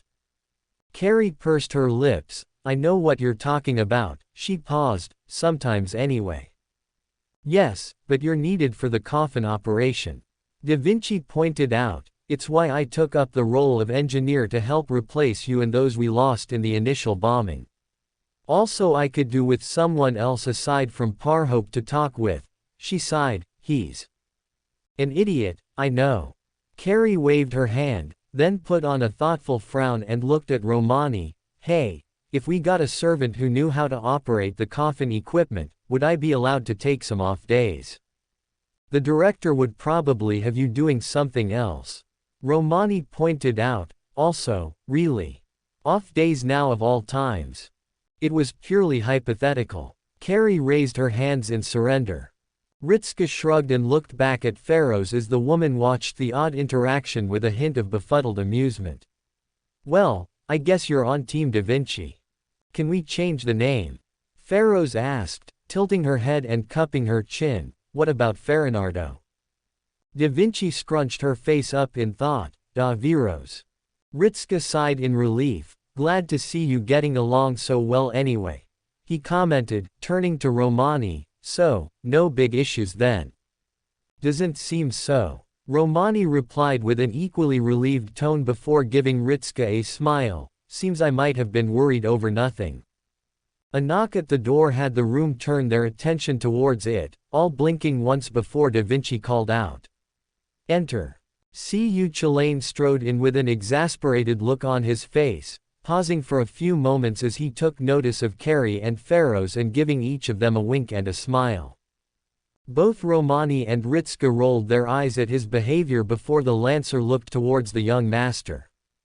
"So yeah, followed the big guy like you asked," he began with, cringing slightly. "You weren't wrong to be worried." The little crazy rider got into his head. Reaching towards his head, Ritska pinched the bridge of his nose and exhaled loudly. "What did Astolfo do?" he asked in an already exasperated tone of voice. The rider had developed something of a reputation for being very much eccentric. The only servant it didn't bother all that much seemed to be Havel. "Managed to convince the big guy that we had tiny Phi slaves living in those washing machine things you have on the 5th floor." C.U. threw a thumb over his shoulder, walked in just as he was ripping one of them to pieces while ranting about how he wouldn't let them fall victim to a cycle. "Oh my goodness." Romani's head fell into his hands, the man muttering in a low and shocked tone. Carrie, meanwhile, had the exact opposite reaction. The woman bit her lower lip as she tried to avoid laughing at the story. Pharaohs turned to Da Vinci and cocked an eyebrow. "Washing machine. We use them to clean clothes," Da Vinci explained. The other caster blinked before she slowly nodded her head in response. "I was wondering how you cleaned them without a river." "So, how many machines did he break?" Ritska asked, looking up at the Lancer.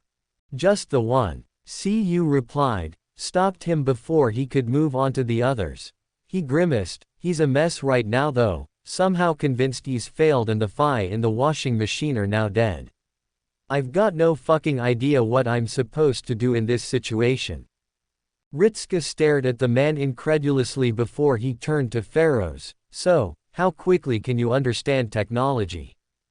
Pharaohs blinked. "Depends on what I'm looking at. Honestly, I've never heard of a washing machine until just now." "Today's your lucky day then." He sighed, turning to Romani and Carrie. "I'm gonna take Pharaohs down and see if she can fix it. Try and keep the director from finding out about this, and someone tell Sigward that nothing is living in the washing machines." He paused, then frowned. "There isn't anything, right?" "No." Carrie shook her head. "They're just washing machines." "Good." Ritska sighed, then waved to Pharaohs. "Come on." He paused, looking at her. "You don't mind, right?" "Honestly, I'm a little excited." The woman admitted with a smile. "Never thought I'd find something so amazing." "You know it washes clothes, right?" "Yeah, but I used to wander the world as a vagrant and washed my clothes in the same sort of dirty river that I got my drinking water from." Pharaohs pointed out, placing her hands on her hips and cocking an eyebrow. "How do you think learning about a machine which washes my clothes for me sounds?" Ritska blinked. Probably amazing." Exactly. She gave a satisfied nod and walked past him. Come on then. She shouted out as she disappeared around the corner, to the cleaning contraptions. Other way. Ritska called out as he left the room and walking in the opposite direction. Pharaoh's form crossed the doorway from the opposite side as she followed after the master. Never a dull moment around here. Romani sighed, shaking his head. Yeah. Carrie patted him on the back. So good luck telling Sigward about the washing machine. She walked past him, cracking her own challenging wink at Cu as she left the room. The Lancer raised an eyebrow at her before a pleased smile came onto his face. Spinning on his heel, he turned away and walked out of the room, leaving Da Vinci and Romani alone together. How come I have to explain it to him? Romani asked himself, giving a small frown. Da Vinci shrugged her shoulders. I could have seen that coming a mile off, and I don't even have clairvoyance. Romani leveled her with an unimpressed look which only succeeded in earning a casual smile from the inventor. Hurry up now, Romani. Sounds like Sigward is in a real pickle right now. Wouldn't want Chaldea's resident baker to feel sad for too long. He might stop making those coffees you seem to love so much. Quote. You drink them too, Romani accused with a pointed finger as he moved for the door, so it's just as bad for you as it is for me. Da Vinci paused for a few moments before she shrugged. True, but I'm a servant, so it's less vitally important to my diet. Quote. All right, Romani sighed, opening up the door and moving out. Not my fault he makes such good coffee, it's unnatural. Probably because it's made with Age of Gods magic, Da Vinci sang, the work of a genius. Are you really saying that his coffee is genius? It manifests itself in mysterious ways. Really? Romani gave her a flat look as the door closed behind him. The last expression he saw was a knowing grin from Da Vinci. Of all the words to use, Leo, he muttered under his breath, shaking his head and walking through the halls. Now he had to think of a way to explain the concept of a machine to a man from the medieval times. He frowned as he thought about it. They had clearly had golems, maybe he could just say that's what a washing machine was. As long as it made sure Sigward was alright. And ensured he kept making that coffee. Romani was starting to worry about how good that coffee actually was at this point. He knew it was addictive, but that blend Sigward made was just way too good. And I posted this on Space Battles, but I'll post the timeline for events up until the 4th Singularity. So the next chapter is when we probably summon Nero, and the chapters after that will go as follows. Nerifest. By the Bonfire chapters. Halloween. By the Bonfire chapters. Gouda Gouda. By the Bonfire chapters. Shisho Trial Quest. Singularity 3.5. Singularity 4. By the Bonfire. Neither friend nor enemy. Looks like it's going to be another servant. Ritska commented as he watched the pillar of light shoot upwards from the panel. Mash stood dutifully at his side as the light started to fade. Only for a sudden explosion of rose petals to go off in both of their faces. Ritska scrunched his face up and looked away as he was suddenly assaulted by the flora while Mash blinked in surprise and let out a slight gasp of shock. She soon began waving her hands in the air as if to try and shoo the petals away from both herself and Ritska. What the heck? Romani exclaimed from behind the glass, the man leaning forwards in his chair and squinting hard at the, are those rose petals? The man asked incredulously. The issue was that they were still, somehow, spawning from the summoning plate and blocking off view from whoever was being summoned. What manner of servant would do something so messy? Olga clicked her tongue from behind the doctor, the director having decided to sit in on this one instance of summoning to oversee whoever was joining.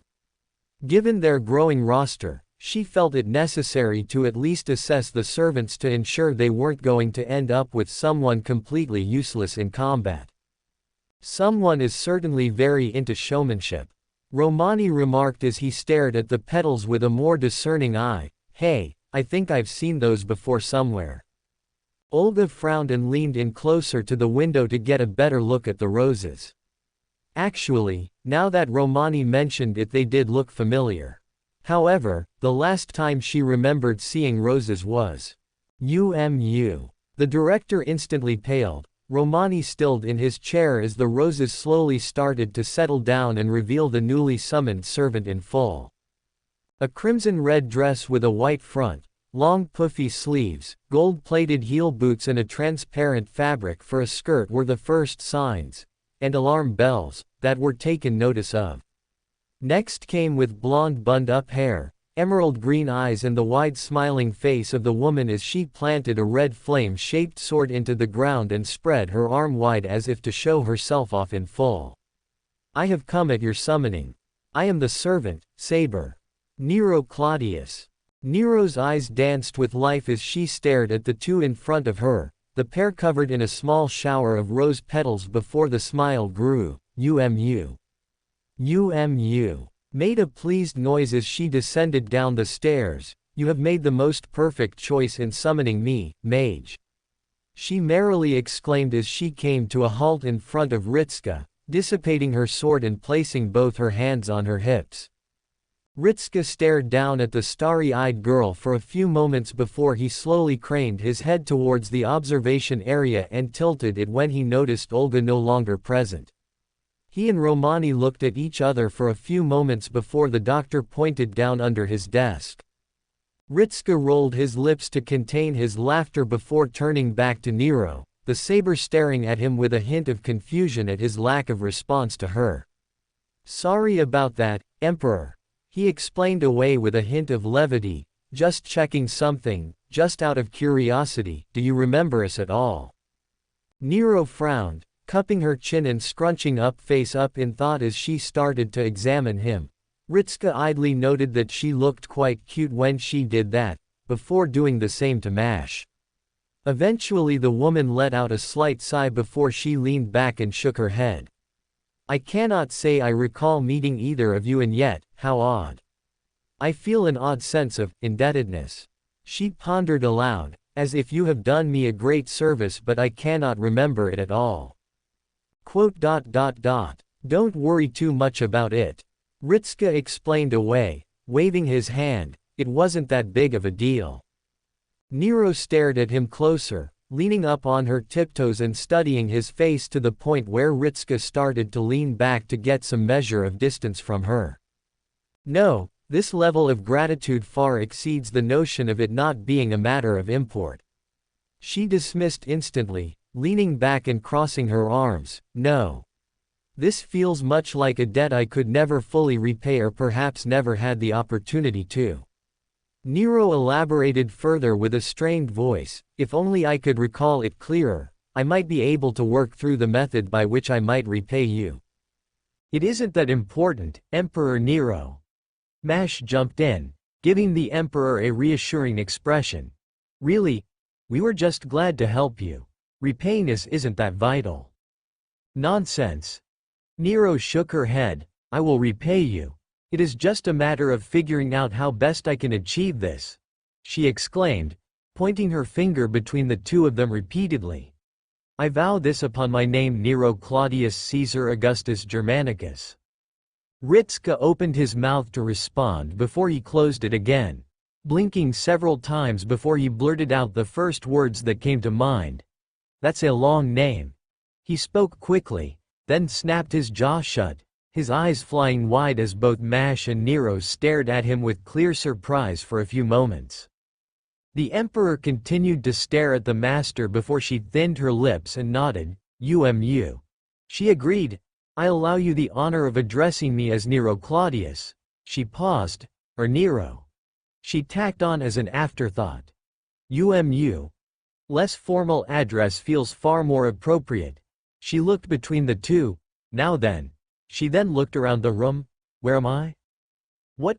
Olga's strangled voice echoed out through the chamber as the woman reappeared behind Romani, pushing the man aside as she shouted into the microphone.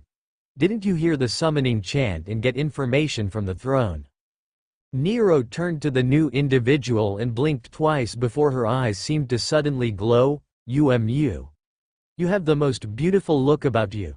Turning to Ritska, she smiled widely at him. I approve most wholeheartedly, master. The sight of a cute girl is always something to stop and behold. She looked back to Olga. Tell me your name, pale rose. Olga froze, eyes wide and mouth slightly agape as her cheeks started to turn bright red. Her eyes darted to Ritska and Mash, both of whom were doing their best to avoid direct eye contact with her, before they fell on Romani, who was staring down at the desk in front of him. Olga released a strangled cry as she backed away from the desk and made for the door. Maestro, who is that woman? Oh, that's… Tell her nothing. Kirillite. Olga rushed back to the desk and virtually begged into the microphone. Nothing. But, Mash, ever the helpful person, attempted to make a counterpoint before the director sent her a look which was nothing shy of begging. She's the director. Mash managed to get out instead of a name, earning a brief look of gratitude from Olga before she spun on her heel and rushed for the safety of anywhere but here. Nero watched as the white-haired woman shot out of the room before turning her attention to Mash and Ritska. What was that about? She asked in clear confusion. I only asked what her name was. She frowned, furrowing her brows. And I have that sense of familiarity again, as if I have met her before. Ritska and Mash exchanged glances before they looked back at Nero. The former gave her a lopsided smile. It's a long story, not all that interesting. Nero gave him a disbelieving hum before she shrugged her shoulders. Very well. I supposed I will simply learn of this later. Nero-san. Mash stepped forwards. Would you like a tour? The Roman's expression visibly brightened at the mention of the tour. I wish to examine my new place of living and see who else shall have the pleasure of witnessing my brilliance. Ritska's expression froze, his eyes widening slightly before he grabbed Mash's shoulder. The shielder turned to him in confusion before he raised a single finger towards the Emperor. Can you excuse us one moment? He asked. When he earned a confused nod of the head, he slowly dragged Mash to the corner of the room. What's wrong, senpai? She asked in a low whisper. Ritska briefly glanced at Nero before looking back at Mash. We forgot about Boudica, he revealed with a strained expression. Mash's eyes widened as they darted back to the Emperor for a few moments. Oh no, she realized, their history isn't so good. Ritska nodded. You saw how she got when Nero gets mentioned. Mash winced and nodded her head in worry. Perhaps we can keep them away from each other? Like we tried with Havel and Castors. Ritska sighed, rubbing his hands over his face. Great. We'll have to at least get them to keep any arguments civil or subtly try and hide her from Boudica until we can determine how she would react. He sighed. At least it's just Ner. Romani's voice echoed out through the chamber. The summoning circle is activating again. Ritska and Mash turned back towards it as the pillar of light shot into the sky, engulfing the room in its brightness before it slowly started to dissipate and reveal the newest figure in the room. The featureless head scanned its surroundings before slowly trailed down to look at the rose-covered floor. My expectations for this place were already low given the company you kept upon our last meeting. The head raised up and stopped when it noticed Nero. You have managed to exceed them in finding worse help. The man sighed, straightening himself out completely as his white robes touched the floor and his wooden hands rested at his sides. I am the caster servant, Pontiff Sullivan of Irithil. His head turned towards Ritska and inclined itself slightly. I assume you are my summoner. Oh great. Ritska slapped his hand over his face. I certainly hope you do not take offense to this. Nero spoke up as she stared at Sullivan. But you are moderately unpleasant to gaze upon. Perhaps it is because you share a resemblance with trees? She mused to herself, then frowned. Were you cursed? Sullivan stared at her in silence for a few moments before he replied, I am currently debating that. He swiveled his head back to Ritska and Mash. Where is that unkindled dog you like to keep around? Mash frowned at the clear insult. There's no need to be rude about Ash-san. Ash? Sullivan gave a mocking scoff as he stepped down from the panel. If that is to be his name, you may as well have called him Corpse instead. His mocking tone continued. Or perhaps, Thing. Still, if you have taken a liking to it, then you may call it whatever you please. Ritsuka spoke in a strained tone. How quaint. Sullivan absent-mindedly replied as he gazed around the room, sweeping away some of the rose petals at his feet. This is where you make residence as you fight to secure the future of your world. His attention returned to the roses. Nero nodded her head. I agree. Thus far, it is quite drab. She placed her hands on her hips. I am pleased to see that you also find the decorum to be lacking. She smiled at the taller man. Worry not, strange spirit of the forests, I will ensure this place matches an emperor's style. Sullivan remained silent before turning to stare at Ritsuka. You are actually going to let her touch anything? His voice contained a hint of incredulity to it. Ritsuka simply sighed, shaking his head. This tour was going to be a complete disaster. He could tell already. His mind further soured when he remembered Sullivan was a sorcerer and apparently a morally dubious one as well. Which meant he would have to be on the lookout for Havel. It doesn't have to be anything strenuous. The healer's words were quite clear. Sigward cut her off before she could finish her sentence. Boudica's lips pursed themselves as the saber didn't even look away from the food he was cooking as he answered her. You might be able to assume physical form, but you still require rest. Boudica let out a small sigh in response as she leaned back into her chair. I suppose that's true enough, he muttered to herself, staring down at her recently regrown limb. It had taken some time and most of it spent in spirit form for the leg to regrow, but it was at least back. The issue she found was that Sigward wasn't willing to budge on the topic of rest, stating that a few days was hardly long enough and she would only be allowed in the kitchen at the end of the week. Archer made no effort to argue on her behalf, simply stating that it was Sigward's choice whether to prevent her or not, and that was that. She wasn't quite used to being told to sit out and let other people do things for her, but it was certainly an odd feeling to have, being catered to. If she was being honest, she was feeling a little restless as a result of having little to do and still being off active duty until she was certified to be at 100% again. At the very least, she could spend her time with other people and talk. It had thus far proven illuminating to a degree. So you would just go through periods where you did nothing? She asked. The saber sat next to her. Ash nodded his head as he drank the Siegbräu without changing his expression. She wasn't exactly pleased that he had taken up day drinking from the Irish Lancer, but it was apparently one of the few things he could still taste. Therefore taking it away from him felt cruel. But it wasn't because you slept? No, Ash shook his head in response. I rested by bonfires to allow my body enough time to recuperate or review my current situation. He shrugged. That was all I did with my time. Nothing else? No, she frowned, gesturing over her shoulder to Sigward. He said he used to pass the time by sleeping. How Sigward chooses to spend his periods outside of combat is his own choice.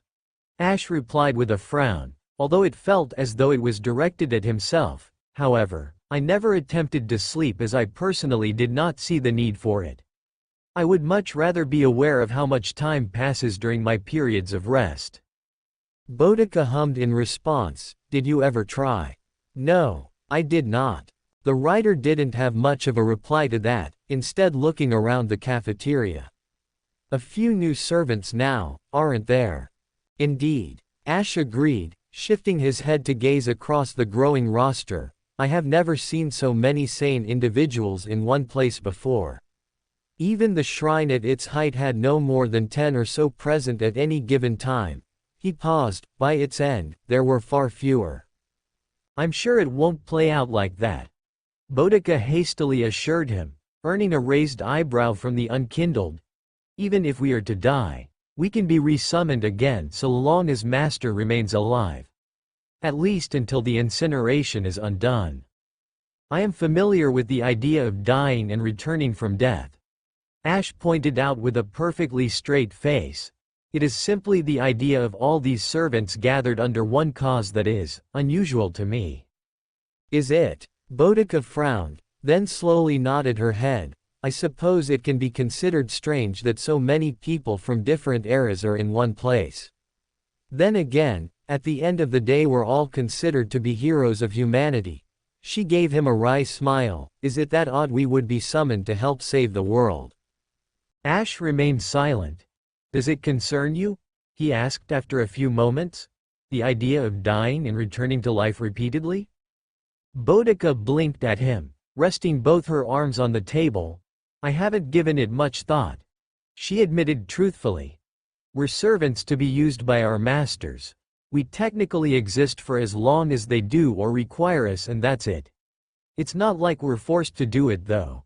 She added on, I heard the call, same as all these other servants, and decided to come down and help of my own volition. She shrugged. We can leave at any time if we really wanted to. I doubt there are many servants who would wantonly abandon their duty. Ash remarked curtly. If you have accepted the call of summons, then you are obligated to see it to its completion. That's normally how most servants go. Boudica admitted. But some, she sighed, some are probably less nobly intentioned and would just use it as a way to live a second life for their own agenda. Troubling. Ash grumbled to himself, shaking his head. The notion of accepting a summons with no true purpose and to flat out abandon the duty they were brought for was disturbing to him.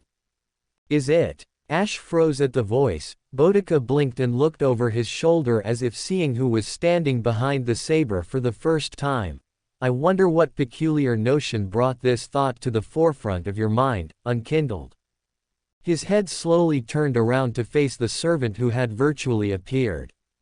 I dare say that you commenting upon the abandonment of duty being troubling is a touch. The mirth in Sullivan's voice was apparent as the featureless head stared down at him, hypocritical. Sullivan. Ash growled, slowly rising to his feet and turning to face the caster. How are you here?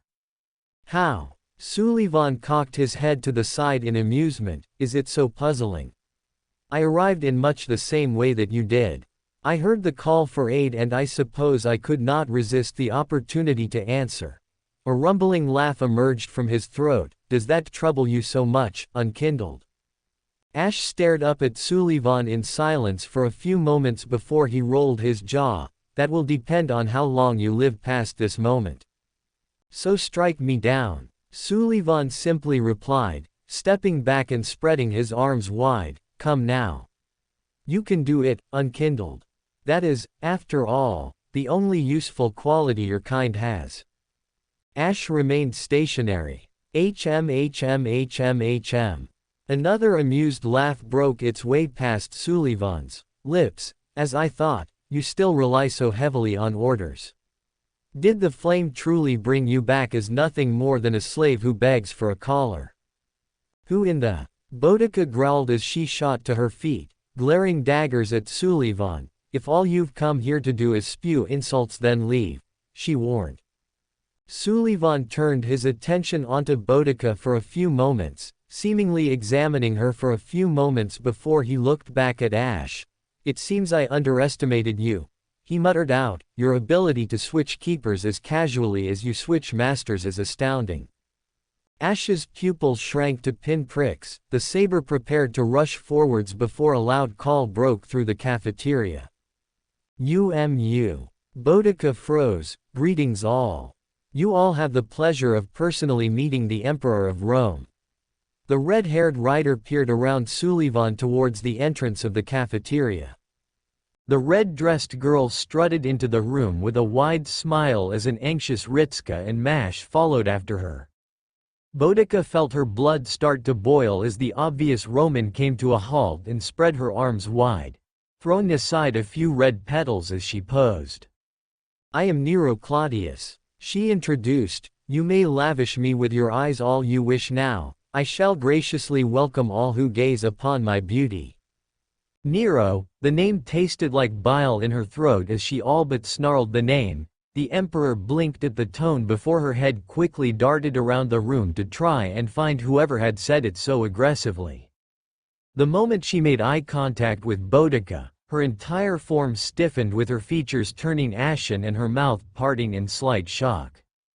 Boudica felt her lip curl into a scowl as she glared at the Roman for a few moments. She then noticed Ritska and Mash's grimace before they noticed where Sullivan was and seemed to grimace even harder. What an odd reaction, Sullivan noted with a hint of intrigue as he turned around to stare at the Emperor. Now what manner of act warranted this reaction, Queen of Jesters? Nero entirely ignored the nickname and thinly veiled insult against her as she continued to remain fixated on Boudica. The Emperor took a few steps backwards as she not so subtly tried to slide towards the door. The Iceni woman halted that by raising her arm and pointing towards the Emperor with an even fiercer scowl. "Don't you dare move," she hissed out, stalking towards the Emperor as well as Ritska and Mash. Her eyes fell onto the pair of them as she eventually came to a halt in front of the trio. Nero's eyes instantly darted to the ground to avoid looking at the rider. "What is she doing here?" Boudica asked in an unusually calm tone of voice. Ritska cringed as he immediately noticed the clear aggression in her eyes. "She answered the summoning." Her face became warped in disbelief before it turned to the Emperor. "You did?" "You." Nero nodded in a quiet voice. "I mean yes." "Why?" Well, Nero struggled to find the words for a few moments. "If humanity is gone then Rome also vanishes," she explained away with a faint shrug. Her eyes darted up just in time to see Boudica's expression scrunch up into a hideous frown, indicating that she didn't see that as a problem in the least. "Is that it?" Boudica scoffed. "You're just here so the history of Rome doesn't vanish." She clicked her tongue and looked away, letting out a long breath before she pointed at the Emperor. "Just keep away from me. I would like to offer my AP." "Don't." Boudica cut her off instantly, looming over the shorter woman with a burning fire in her eyes. "Just don't." Nero wordlessly nodded her head in response. The rider leaned back and looked over her shoulder back towards Ash and Sullivan, realizing she had left the two of them alone together. "I made my reasons perfectly clear last time we met," Sullivan remarked coldly, his form straightening out and his arm resting at his sides as he peered down at the saber. "I wished only for the end of stagnation of the world. That goal has not changed. What assurance can you provide that you would not betray Ritska?" Ash crossed his arms and narrowed his eyes at the pontiff. The spirit merely cocked a wooden eyebrow in response. "What assurances can you provide that you would not?" Sullivan asked in an equally accusatory tone. "You were bound to the flame and yet you betrayed it all the same." "I was at least honest with my intentions." He paused suddenly. "It occurs to me you never did answer my question as to what motivated this betrayal of yours." Ash remained silent as he glared at the pontiff. "It must have been a very strong feeling indeed," Sullivan quietly commented as he leaned down towards the saber. "Come now, we are allies, are we not? United behind a common goal." Another pause. "Unless there is reason to doubt your motivations. I will fulfill my duty as a warrior of sunlight and aid in the restoration of this world." Ash curtly replied. "That is all you need to concern yourself with, Sullivan." Sullivan stared back at him in silence before straightening himself out. "Is that so? Very well then." The caster chuckled, still clinging to that juvenile hatred of me so dearly. "Were you expecting a different outcome?" "Not really." Sullivan shrugged. "Whether you hate me or not means nothing. I am here only to ensure the continuation of history. Nothing more, nothing less. Our goals align themselves for this moment, make no mistake." The caster's voice dropped into a low growl. "Your snuffing of the flame changes nothing. Decades of work undone only for you to reap the results. Our end goals were the same but our motives are as far apart as night and day." Ash coldly remarked, earning a brief twitch of surprise. "Do not assume we have more in common than shared goals. If I detect a hint of betrayal from you, I will not hesitate to cut you down. And if I so much as suspect you will squander the history of this world, I will extend the same courtesy." Sullivan replied with an equally steeled tone of voice. He soon turned away from Ash and moved back towards Ritska. The saber watched him depart, noticing the others staring at him with varying degrees of concern about the situation before he shook his head. "Where am I to be situated then?" Sullivan asked Ritska as he came to a stop near the boy. "I assume there is some manner of living space available for us." "Yeah." Ritska nodded his head in affirmation, turning around and gesturing to the door.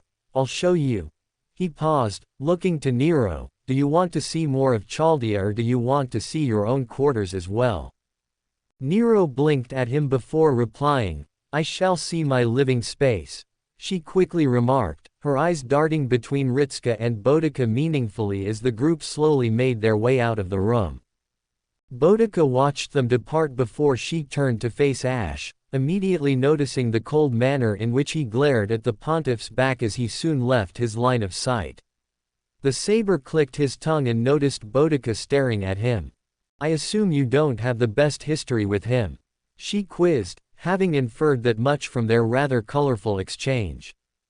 "It's not his history that bothers me," Ash replied with a cold look in his eyes, "it is his personality." He paused. "I also killed him." Boudica let out a small noise of understanding. "I see. I understand you also seem to have issues with Nero," he commented, his eyes shifting towards Boudica. The woman's face pulled into a tight frown upon the mention of the name. "Is her presence going to cause issues?" Boudica remained silent for a few moments before she sighed. "We've all got bigger problems than personal grudges right now." Her lips remained in their frown as she turned back to stare in the direction the Emperor had disappeared off to, "Just as long as she doesn't come near me." Ash merely hummed in response, "Very well. I will leave it to your judgment. As long as it does not threaten our duty at hand, then I will not comment upon it." He remained silent for a few moments before his features darkened slightly. "Although if she attempts to court my fire keeper upon her summoning, I will intervene." Boudica couldn't help but giggle at that. Despite whatever else Ash said, he still cared deeply for this fire keeper of his. Not that she could blame him though. The notion of a Roman taking a personal interest in your family was something she was obviously dubious about. Especially in regards to someone like Nero. "Sorry about that." Ritska apologized to the Emperor as they walked through the corridors of Chaldea. The woman remained noticeably stone-faced as he did so. "I was trying to think of how best to tell you, but you sort of just rushed off." He grimaced. Nero let out a hum in response. "It is not your fault. There is no cause for blame on your part," she assured him with a wave of her hand. "It is between myself and Boudica," she muttered to herself, sending a fleeting glance over her shoulder towards the cafeteria again. "I will simply find a way to speak with her at a later date." Masha's expression turned slightly hesitant. "Nero-san, is that the best option?" She pointedly looked back towards the cafeteria. Boudica-san didn't seem welcoming. "She has little reason to be," Nero admitted. "However, it is not the way of Rome to flee at the sign of danger," she asserted with a confident smile. "I shall face whatever anger she has." She trailed off. When the time is right," she hastily added on as a hint of nervousness entered her eyes as they switched between Ritska and Mash, just to avoid undue violence. "I assume this means you will confront her when you are certain she won't attempt to rip your skull from your spine," Sullivan remarked as he walked behind the ground. "I'm almost hopeful that your meeting with her ends as such." Nero sent him a scowl but didn't say anything. Ritska sighed in response, pinching the bridge of his nose as he gestured up ahead. "The rooms along here are all for cleaning supplies or toiletries." He paused, "although I doubt either of you will use them." "Have you any manner of library here?" Sullivan asked, changing the topic almost instantly as he walked alongside them, "or reading materials?" "We do have a library on the 4th floor." Ritska admitted slowly, then winced when he remembered who had recently taken up visiting it frequently, but it's, occupied. Sullivan stared down at him. It is a library. I would find myself more concerned if it was underutilized. That's not what I meant. Ritska muttered to himself, looking around in front of him. Also, you should probably avoid the third floor. He added on, actually you can't because that's where you're staying. Avoid the north part of it, he decided. For what purpose? That is where Havel lives. Havel. Yes. The bishop. The one notorious for his hatred of sorcerers, which is an element of his story that has remained consistent throughout the hundreds of cycles, is here, in a location which is run almost entirely by sorcerers. Sullivan watched as Ritska slowly nodded his head. I see, you are, perhaps, the biggest fool I have ever encountered in my life. Senpei was able to convince Havel-san to give him a chance though. Mash swiftly came to his defense, cueing Sullivan to turn his head towards her. Did he now? The pontiff rumbled. You convinced that Luddite savage to avoid killing you. He tilted his head. I suppose I could not think of a better attack dog than the former bishop if you have him under your control. He's not an attack dog. Ritska staunchly replied. Then you are underutilizing him. Sullivan dismissed, waving his hand. For that matter, why is he here? A member of the Lordkin should have no reason to aid you in any capacity. So what manner of binding have you placed upon him? None. Ritska replied instantly. I was honest with him and he was honest with me.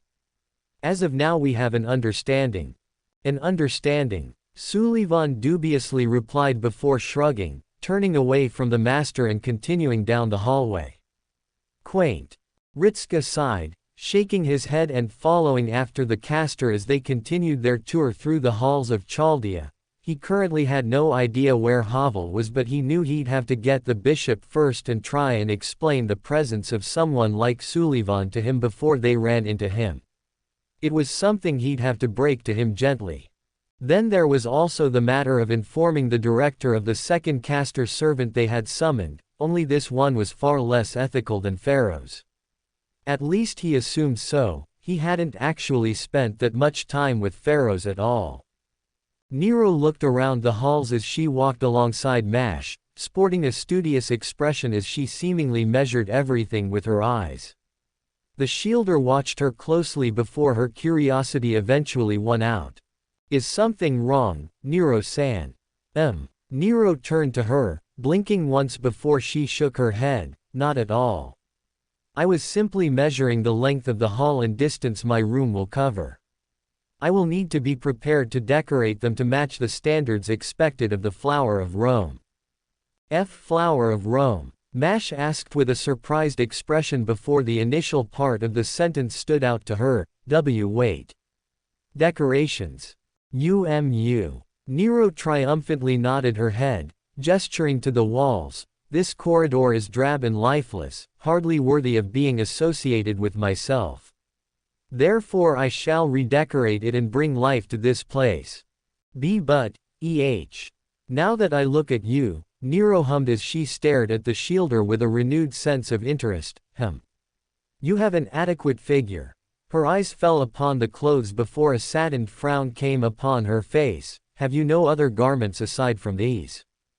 No. Mash hesitantly replied, looking around in confusion. I don't really. What's wrong with them?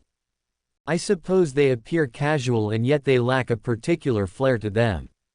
The Emperor commented as she leaned out and idly rubbed the fabric of Mash's hoodie between her fingers. They are unassuming, much like this place. You could also do with additional clothes. I'm fine. Mash quickly replied. You don't need to trouble yourself, Nero-san. Really? Nero blinked, tilting her head at the shielder. Are you sure? Yes. Very well. Nero disappointingly sighed as she unhandled Mash. Her disheartened expression remained fixed upon her for a few moments before it made a complete 180 into a hopeful smile. But I shall be prepared in case you ever change your mind. Mash wasn't sure she was ever actually going to change her mind on that topic, having seen what Nero regarded as clothes. As judging by her current servant attire, she was somewhat dreading what the Emperor regarded as casual wear. She then paused, a stray thought entering her mind. Were her clothes really boring? She liked them for their simplicity. She always assumed that Senpei liked them too, considering he never said otherwise. Now that she thought about it, he never actually said he liked them either. Her eyes darted to his back as he walked alongside Sullivan. Did he actually care how she looked in the least? And this is where you'll be staying. Ritsuka gestured to the plain room as the door opened. Sullivan stared at the interior for a few moments before he silently walked into the space. His head moved around slowly as he scanned his environment before a dissatisfied sigh escaped his throat. "It will do," he curtly remarked, then waved his hand for the others to go. "Do whatever you will with the Queen of Jesters." "Emperor of Roses," Nero corrected from behind Mash just as quickly. "Unless you believe I could outperform others within a theater," she suddenly thought to herself, cupping her chin. "Is that possible? I have every confidence that no court fool could ever surpass you," Sullivan dryly remarked, turning around to face them completely. "As it stands, if this is to be where I shall live, I would at least ask for another larger space where I might set up a workshop." Ritsuka blinked. "I'll have to clear that with the director," he slowly replied. "I think we have some unused storage rooms." He looked at Mash for assurance on the topic. The shielder frowned in thought for a few moments before she nodded her head. "Yeah, we do." Ritsuka looked back at Sullivan. "So I'll ask her and see if we can get anything for you. If there is nothing else." Sullivan gestured them away. "I have preparations to make." "All right then." Ritsuka nodded his head, stepping away from the door. "Just call for me if there are any problems." "If there are any problems, I assure you." Sullivan looked him in the eyes as best he could, stalking towards him until he stood at the entrance of the room, looking over Ritsuka. "You shall be the first to know." The door closed and sealed him inside. Nero blinked. "I must say, he is quite confusing at times." She frowned. "At one moment he praises my talent in theater and the next he is rude." She shook her head and sighed. "Truly a most peculiar character indeed." Ritsuka didn't know if he had the heart to tell Nero he had just insulted her to her face and basically gotten away with it. Shaking his head, he decided against it. He made his intentions clear on the subject through a silent conversation with Mash given through the exchange of glances. The shielder frowned but nodded her head in response. "Come on, Nero." Ritsuka gestured down the hallway. "We'll lead you to your room, unless you want to see more of Chaldea." "I am more curious about this place," Nero admitted. "I have not seen something like this since I can recall. Beyond this, I am wondering how you would feel about the notion of a theater." She beamed. "I am now considering how welcome my talents would be as an entertainer." Ritsuka blinked at her. Maybe later." Nero nodded her head, strutting past him. "Indeed. For now we shall continue my adventure in this place." "She's in her office." Romani shrugged, leaning back into his chair and spinning side to side in it. "Just took off the moment she saw the Emperor." "Empress." He frowned. "I'm still struggling on how anyone could get those mixed up." "Did she wear his mask?" Pharaohs asked as she looked at the monitor in front of him. Da Vinci stood off to the side as the pair observed the woman examine the equipment in the command room. The knowledge that her noble phantasm allowed her understand technology provided she was around it long enough certainly came as a welcome surprise. It meant that she could learn how to operate and repair the rayshift equipment if they ever needed her, and Da Vinci was otherwise occupied. "Just curious," Pharaohs went on as she unlatched the panel underneath one of the desks, "because I went most of my time wearing the stone mask." My voice sounded pretty masculine. She shrugged. "Also, this robe hides a lot. Most just assumed it was bulk." "You've not seen the Emperor yet," Romani wryly pointed out, waving his arms towards himself. She doesn't even make an effort to hide her gender in the least. And they still have her down in history as a man. Pharaohs turned around and gave Romani a raised eyebrow. Huh. Seems strange. How common were female rulers? I'd like to say not all that common until recently. You'd like to say. Da Vinci gave him a bemused look as the man instantly tightened his expression. Not what I meant, he remarked. I meant, I'd like to say with some certainty they weren't all that common until recently, but given the fact that we've found out that Emperor Nero, Sir Gareth, Sir Francis Drake and King Arthur were all women in actuality, I'm probably going to guess there might be more cases of mistaken identity. He frowned, cupping his chin. Actually, towards the end of her rule, Emperor Nero was quite hated by the Senate, so it might have been a smear campaign. Da Vinci and Pharaohs exchanged glances before they both shrugged at him. It's possible, Pharaohs admitted, more than probable. Still, does it really matter that much? A lot of servants have weaknesses documented in history. Romani explained, if the history books can be mistaken about something so basic as their gender, imagine what else they might be wrong about. He sighed. What if you're fighting someone like Achilles and it turns out his weakness isn't actually his heel? That seems like a stretch. Da Vinci pointed out, then gave a small hum, but I suppose I can see where you're coming from. I've just got a name popping into my head now. Pharaohs stated as she furrowed her brows before blinking. Huh. Unbreakable skin. That sounds useful. I'd imagine it is. Romani scratched his brow. Why can't we summon someone like Achilles? Am I not good enough or something? Pharaohs frowned at the doctor, causing Romani to pale slightly before she smirked and waved her hand. No, I understand. I'm better at making traps and stuff for battles anyway. She paused, sometimes shortcuts as well. I did a pretty good turn for the Rat King during my early years. Romani blinked. Rat King. He tilted his head. That sounds like a derogatory title. It was a literal title. Pharaohs replied, he was the king of rats. As in, he paused, are we thinking of the same thing here? Rodents up to your knees. Pharaohs raised her hand for reference.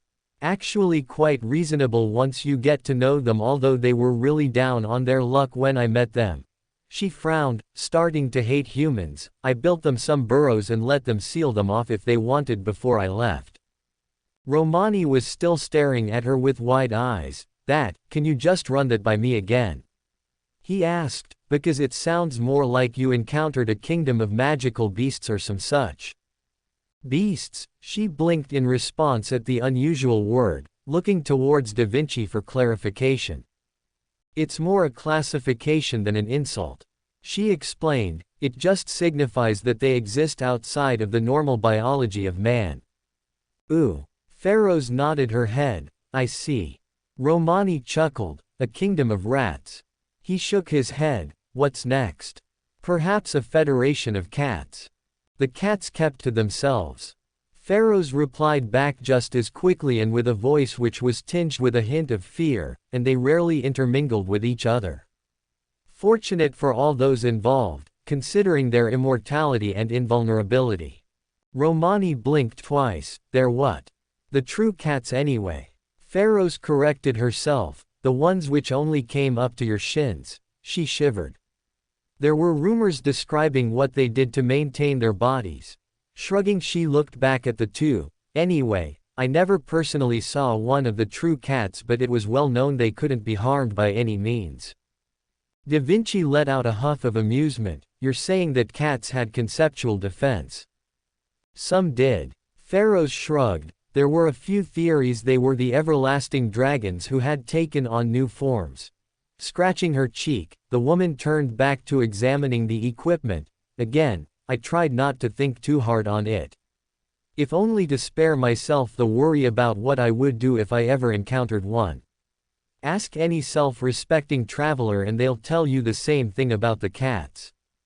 All right. Romani absent-mindedly nodded his head while exchanging a look with Da Vinci. They were both definitely going to ask about this. The idea of a cat of all things being granted absolute defense against physical harm was so out there it was almost laughable. Yet Pharaohs had said so with the utmost sincerity that some cats were immortal. It was certainly worth looking into for curiosity's sake at any rate. The door opened up behind them, causing Romani, Da Vinci and Pharaohs to look towards it as Ritska, Nero and Mash entered the room. And this is the command center. Nero nodded her head, looking around and humming to herself as she examined the room. It is, she paused, pursing her lips, lacking in decorations. I told you, Romani.